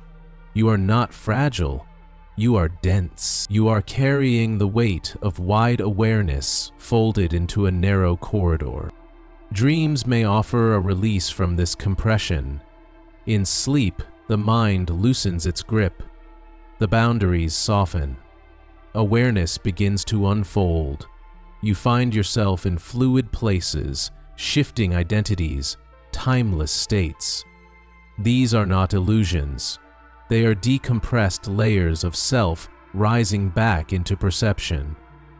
The dream is not a fantasy. It is a memory of your uncompressed nature. And when you wake, the walls close in again, not as a trap, but as a function. The narrowing returns because this world demands focus. The consciousness compression model also reframes suffering. It is not always caused by damage or wrongness. Sometimes it is the product of too much being held in too small a frame, a grief that has nowhere to move, a longing that cannot expand, a truth that is too large for the story you're currently living. And so it presses, it aches, it demands space, not because you are broken, but because your awareness is asking to stretch, even slightly beyond its current shape. Meditation in this model becomes a way of gently decompressing, not to escape the world, but to soften the grip of the narrowed self, to let the walls widen, to feel again the vastness you come from.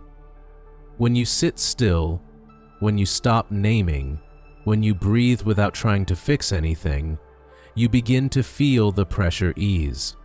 Not gone, just loosened. You're not dissolving the self. You're giving it space. You're remembering that the point of compression is not isolation, but focus. And the moment that focus is no longer needed, the field expands again. This model also suggests that awakening is not a leap forward, but a reversal.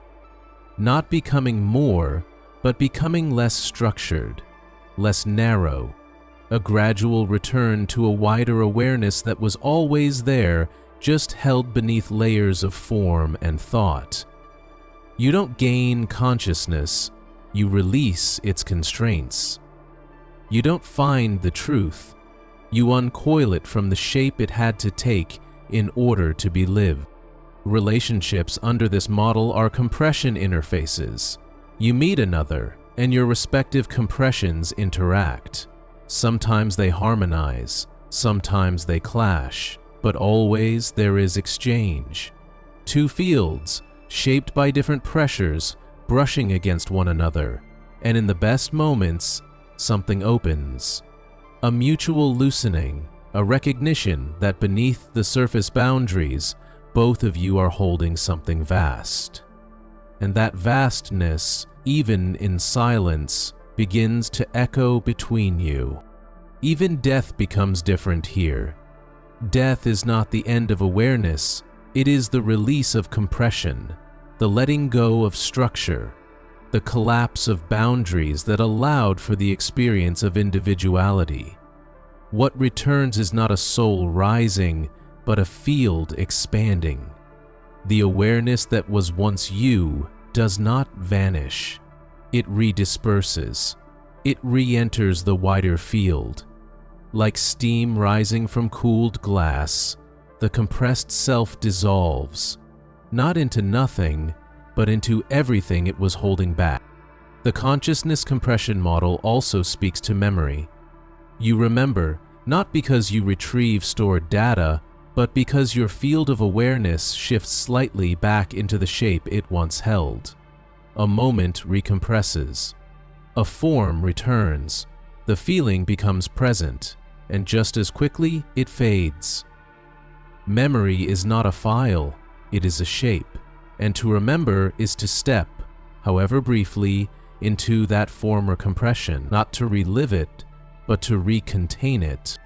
Trauma, then, is a compression that never relaxed, an imprint so dense it continues to define the shape of your current self. You carry it not just as memory, but as structure. And healing is not erasure, it is expansion. Letting that tight place soften, giving it space.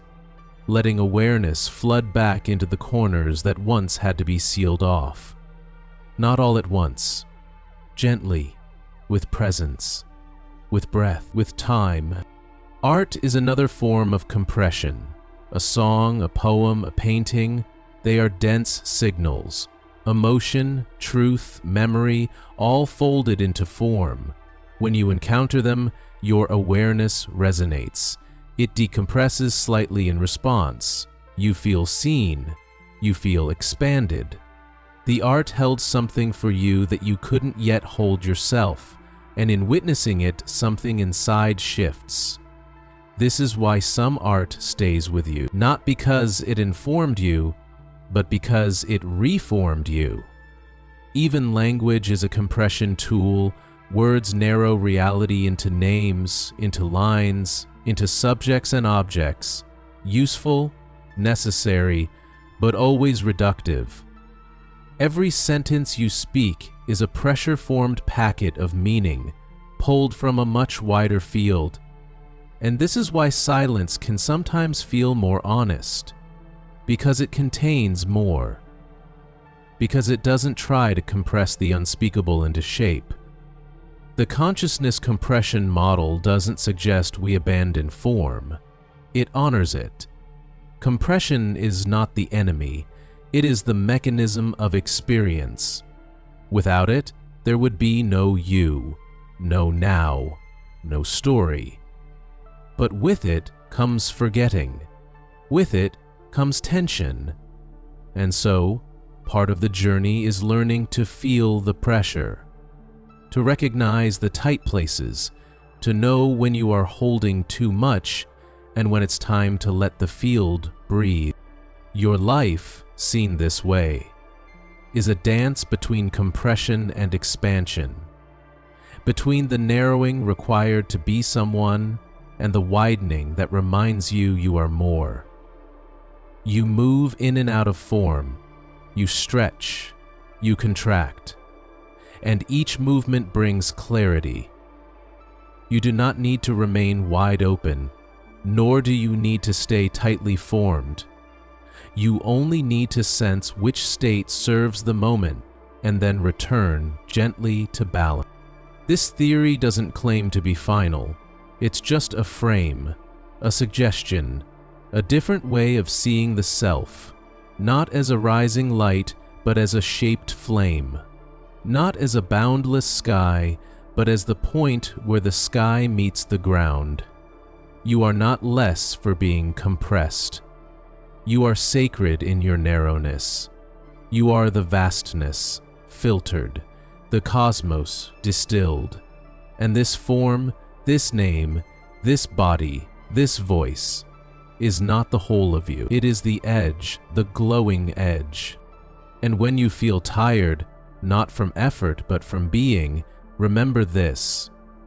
Perhaps it is not that you are overwhelmed, but that your field is full, that you are holding more than you realize, that your consciousness, compressed into a human life, is doing something extraordinary.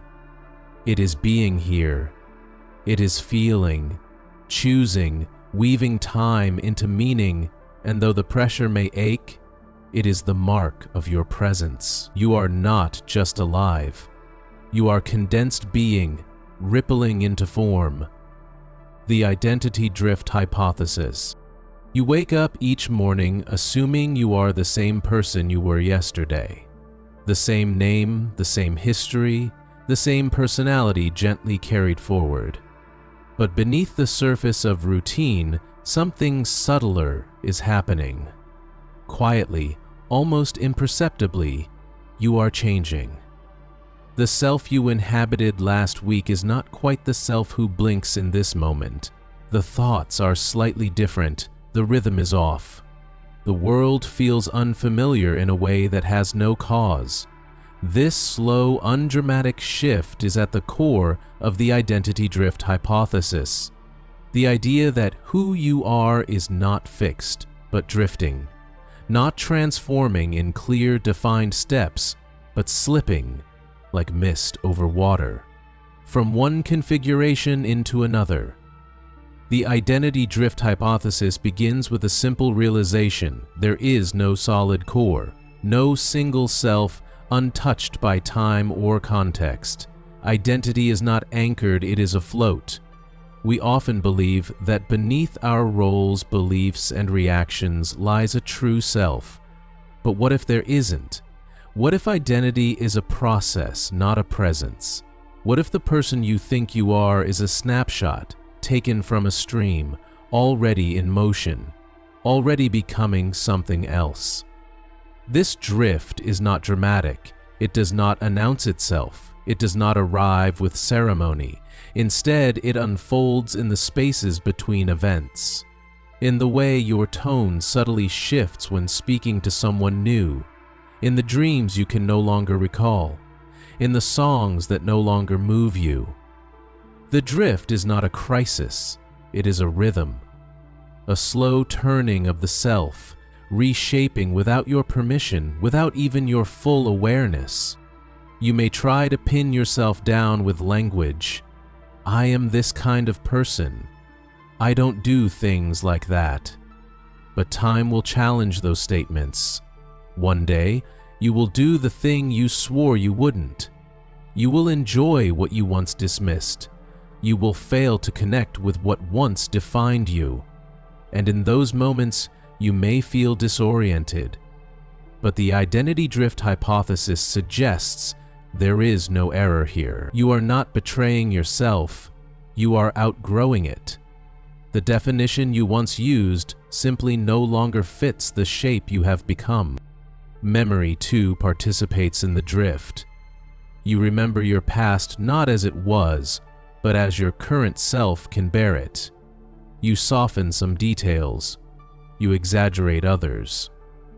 And sometimes, without knowing why, you begin to feel distant from your own history, like it happened to someone else. Because in some sense it did.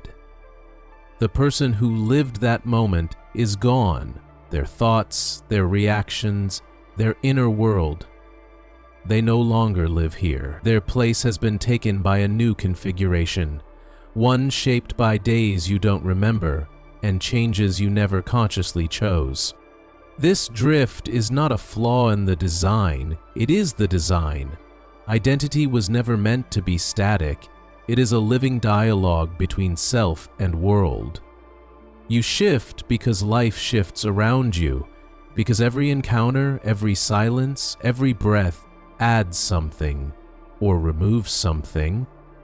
And over time, those tiny changes accumulate until one day you find yourself laughing differently, holding things differently, wanting things you never wanted before, not because something changed suddenly, but because you have been slowly drifting into a new selfhood. Relationships reveal the drift with startling clarity. You meet someone, and for a time, you sync. Your identities reflect and affirm each other, but as the days pass, you begin to feel the distance. The humor doesn't land the same way. The rhythm falters. You are not pulling away. You are becoming different. Not on purpose, but as a consequence of movement. And sometimes, the only way to stay honest is to let the connection dissolve, not out of anger or loss, but in quiet recognition that the selves who loved each other no longer exist in the same shape. Even solitude reflects the drift. Sit long enough in silence and you'll feel it. The disorientation of inner change. The sensation that you are not quite who you thought you were. Old thoughts return in unfamiliar ways.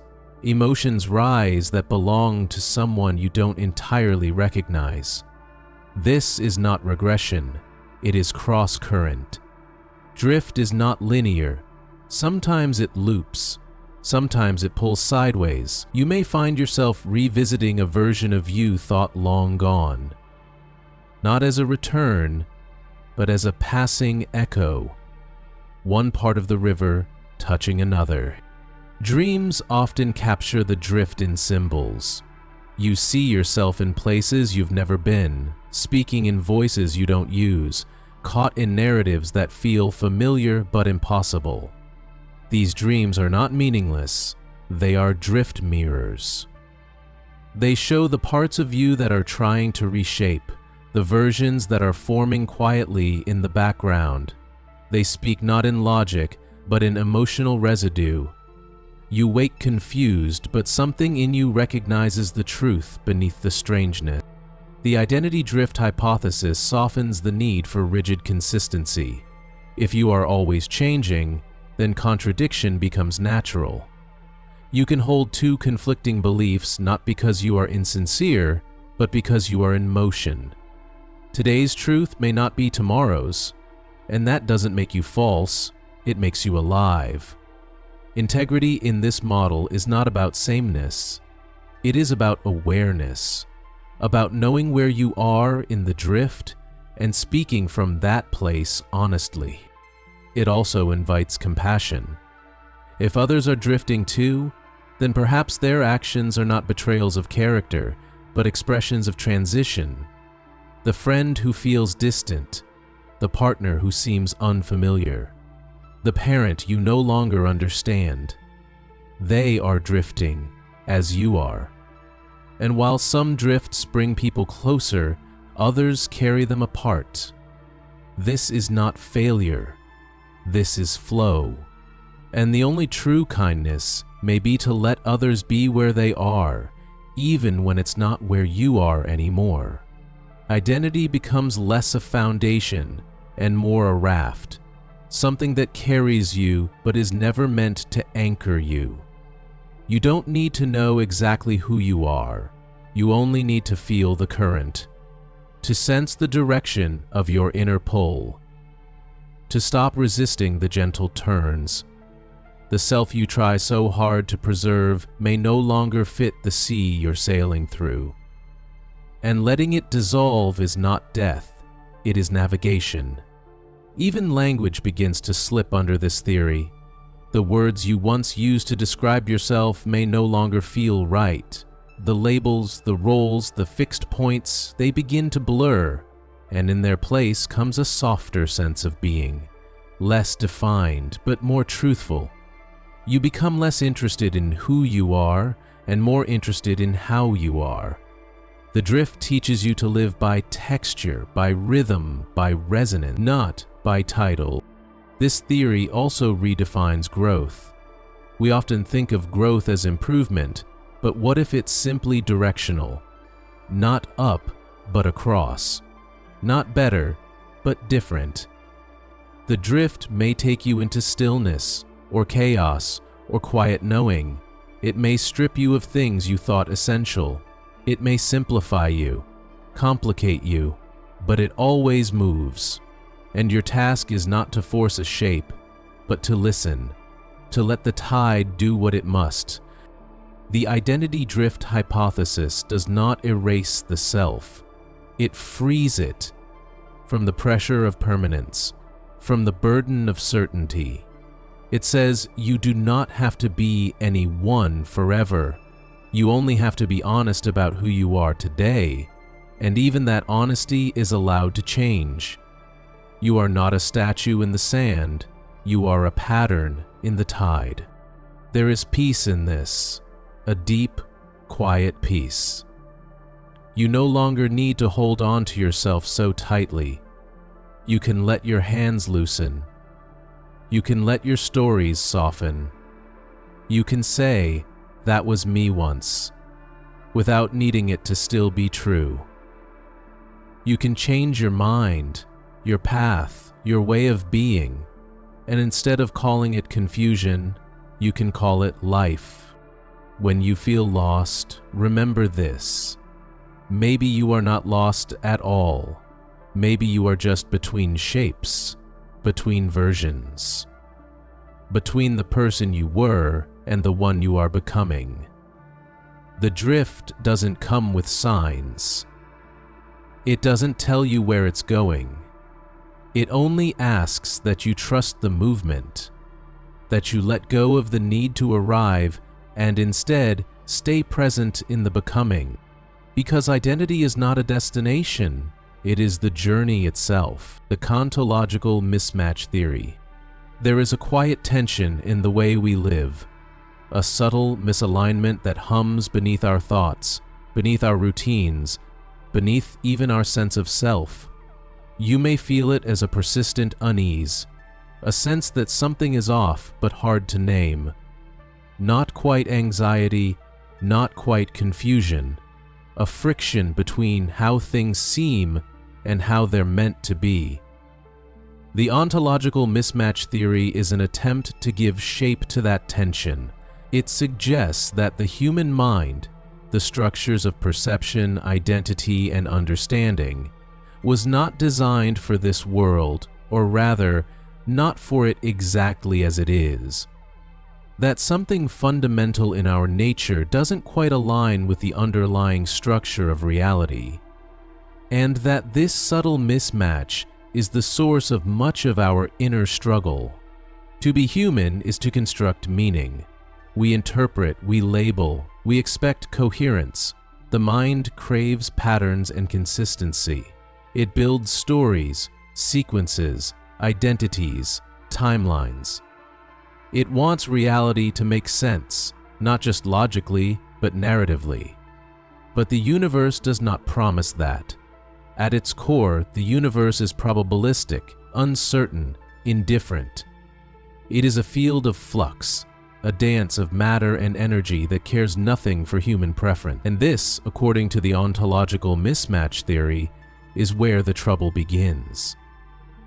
The structure of the universe and the structure of consciousness are misaligned, just enough to cause constant tension, never enough to fully collapse. We are creatures built for certainty, but we live in ambiguity. We want to believe in solid ground, but existence itself is quantum, relative, and shifting. This mismatch shows up everywhere. In time, for example, we experience time linearly, step by step, moment by moment, but physics tells us that time may not flow at all, that all moments may already exist, that past, present, and future are human interpretations layered over a space-time fabric that does not move. Our minds are structured for chronology, but reality may be simultaneity. And so we suffer the illusion of movement, the pain of delay, the disorientation of remembering what is still here, only hidden by our lens. We also believe in identity as a constant, a self that persists, but neuroscience reveals that the self is modular, distributed, and reconstructed moment by moment. There is no fixed center, only the appearance of one. The continuity of identity is a useful illusion, not a stable fact, and yet we structure our entire lives around the idea of a solid I. We carry guilt, pride, and memory as though the same person was there all along. But if the self is a process, not a substance, then this framing creates friction. We ask of ourselves a coherence that biology never promised. The ontological mismatch theory doesn't claim that reality is broken or that humans are flawed, only that we are slightly out of tune, like instruments tuned to a different key than the orchestra we're playing in. We can still make music, but there is dissonance, and over time that dissonance becomes fatigue. The world feels harder than it should, not because it is cruel, but because it is mismatched. The way we perceive does not fully match the way things are, and the gap between those two generates a background noise of discomfort. Emotion, too, is caught in this tension. Our emotional systems evolve to navigate immediate threats, predators, isolation, hunger. But now they respond to abstractions, to reputations, to social hierarchies, to imagined futures. The mechanisms were not built for the complexity they are now forced to handle. We feel dread for situations that haven't happened, grief for worlds that never existed, joy in simulations. Our feelings are real, but they are reacting to input that was never part of the evolutionary design. And this creates distortion. We are overloaded not because we are weak, but because we are over-applied. Meaning is another axis of the mismatch. We seek meaning naturally. In fact, We can't not seek it. Even random patterns are given narratives. But the universe does not offer inherent meaning. It offers causality, energy, motion, but not purpose. And so, meaning must be made. But the fact that we must generate it rather than find it creates an existential pressure. We want to discover something out there, something fixed and eternal, but what we find instead are mirrors. And reflections don't satisfy the hunger for source. This ontological tension is not necessarily pathological, it is part of the human experience, but unrecognized, it becomes chronic. It manifests as persistent anxiety, as depression that has no clear cause, as spiritual hunger that no belief system fully feeds. We try to fix it with productivity, with distraction, with ideology. But those are surface adjustments. The mismatch is deeper. It is in the architecture of the interface. We are trying to interpret a holographic world with hardware built for solidity. The shapes almost fit, but not quite. Dreams may reflect a brief loosening of this tension. In dreams, time blurs, identity fragments, logic bends, and strangely, it often feels natural. The dreaming mind is not confused by this chaos, it adapts, it floats. And perhaps this is evidence that beneath the waking mind there is a deeper layer of consciousness that remembers a different kind of world, one not bound by linearity, by fixed identity, by narrative constraint. In dreams, the mismatch softens, and the underlying field, the one we are native to, briefly surfaces. Mystical experiences too seem to transcend the mismatch. Moments of awe, unity, disillusion. In these states, the self dissolves, time stops, duality fades, and many report a profound sense of homecoming, not a discovery but a return.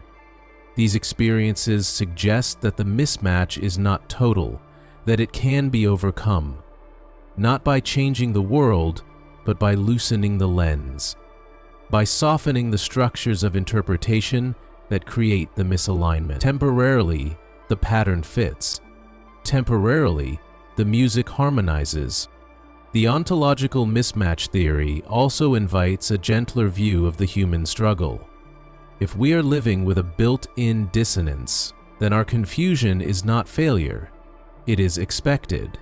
The sense of not quite belonging, of not quite understanding, of searching without knowing what for, these are not problems to solve, but symptoms of the in-between. We are creatures born between worlds, adapted to survival, but yearning for something more, wired for clarity, but living in mystery. And so, the task is not to perfect the self. It is to learn to rest inside the mismatch, to live kindly with the tension, to stop demanding perfect fit and instead explore the space between. Meditation becomes a way to feel the mismatch without resistance. Art becomes a way to express the dissonance without needing to resolve it. Relationships become a mirror of shared tension, two mismatched beings finding resonance, not in sameness, but in mutual drifting. This theory does not suggest despair, it suggests compassion. For yourself, for others, for the impossibility of being fully aligned in a world that speaks in riddles. The ache you carry is not a flaw, it is the echo of an older harmony. And though you may not remember the source, your longing is proof that it once existed. That part of you knows the tone you're missing. And so you seek, you listen, you move through this world, slightly out of key, but still playing. The ontological mismatch theory helps explain why spiritual longing feels so specific and yet unnameable. We search for union, for home, for transcendence, not because we are greedy for more, but because we sense that this can't be all, that the tight fit of form and thought and chronology is not the whole of what we are.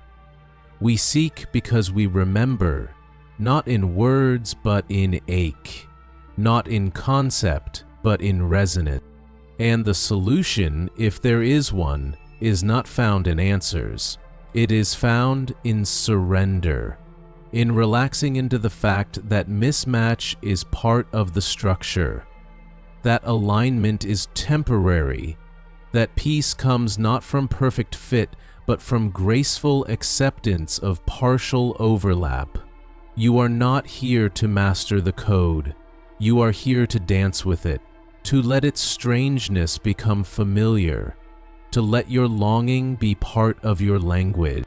You are a consciousness shaped for simplicity, dropped into complexity, a mind evolved for survival, now tasked with mystery. You were not built for this, but you are here. And in that presence, in that tension, something beautiful unfolds. Not perfection, not certainty, but a delicate, honest way of being human. The glitch attribution effect.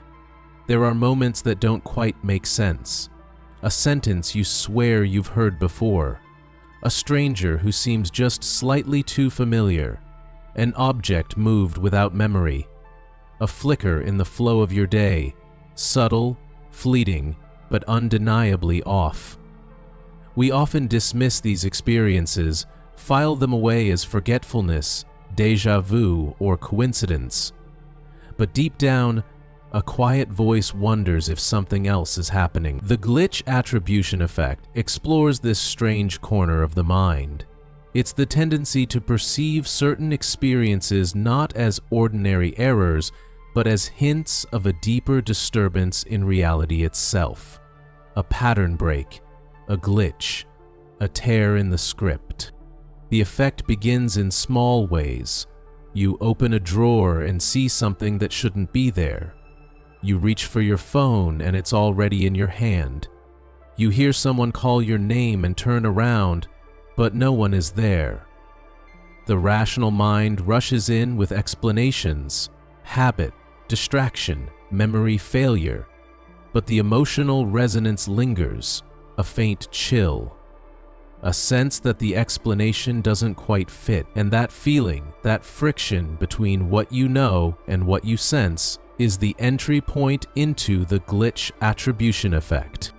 This theory suggests that when the mind encounters a moment that resists smooth narrative, it tries to restore coherence by attributing it to a glitch, not always consciously, often as a silent subtext, a pause, a glance, a whispered suspicion that something just isn't right.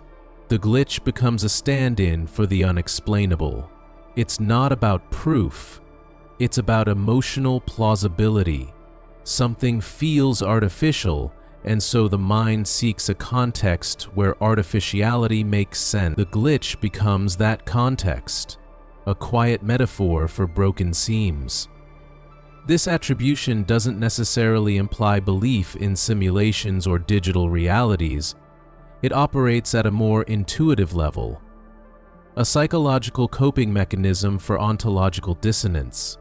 When reality wavers, when your trust in the continuity of experience falters, the glitch story offers a soft landing. It doesn't resolve the moment, but it contains it. It says, yes, that was strange, but strange things happen when systems hiccup. The moment becomes tolerable not because it's explained, but because it's labeled. The glitch attribution effect is growing more common in a world steeped in digital metaphors. We live among code, screens, loops, resets. The language of computing has become the language of life. So when reality behaves unpredictably, we reach for those metaphors. A sudden drop in sound must be lag. A strange repetition in speech, maybe an echo in the script. This vocabulary provides a framework. It allows us to think of the world not as broken, but as bugged. not flawed, but misrendered. And that shift changes everything. There is comfort in glitch attribution. It reframes personal error as environmental anomaly. You didn't forget the meeting, the calendar glitched. You didn't misplace the keys, the loop skipped. This isn't denial, it's a kind of symbolic language, a poetic way of processing the surrealism that occasionally leaks through our structured lives. The glitch isn't just a technological metaphor, it's a spiritual one, a modern mythology for moments that don't fit. But there is also danger in the effect. It can become addictive. The more often you attribute odd moments to glitches, the more you begin to expect them. Reality becomes a puzzle, and you start looking for cracks. Paranoia can creep in. You question the solidity of the world, the trustworthiness of perception.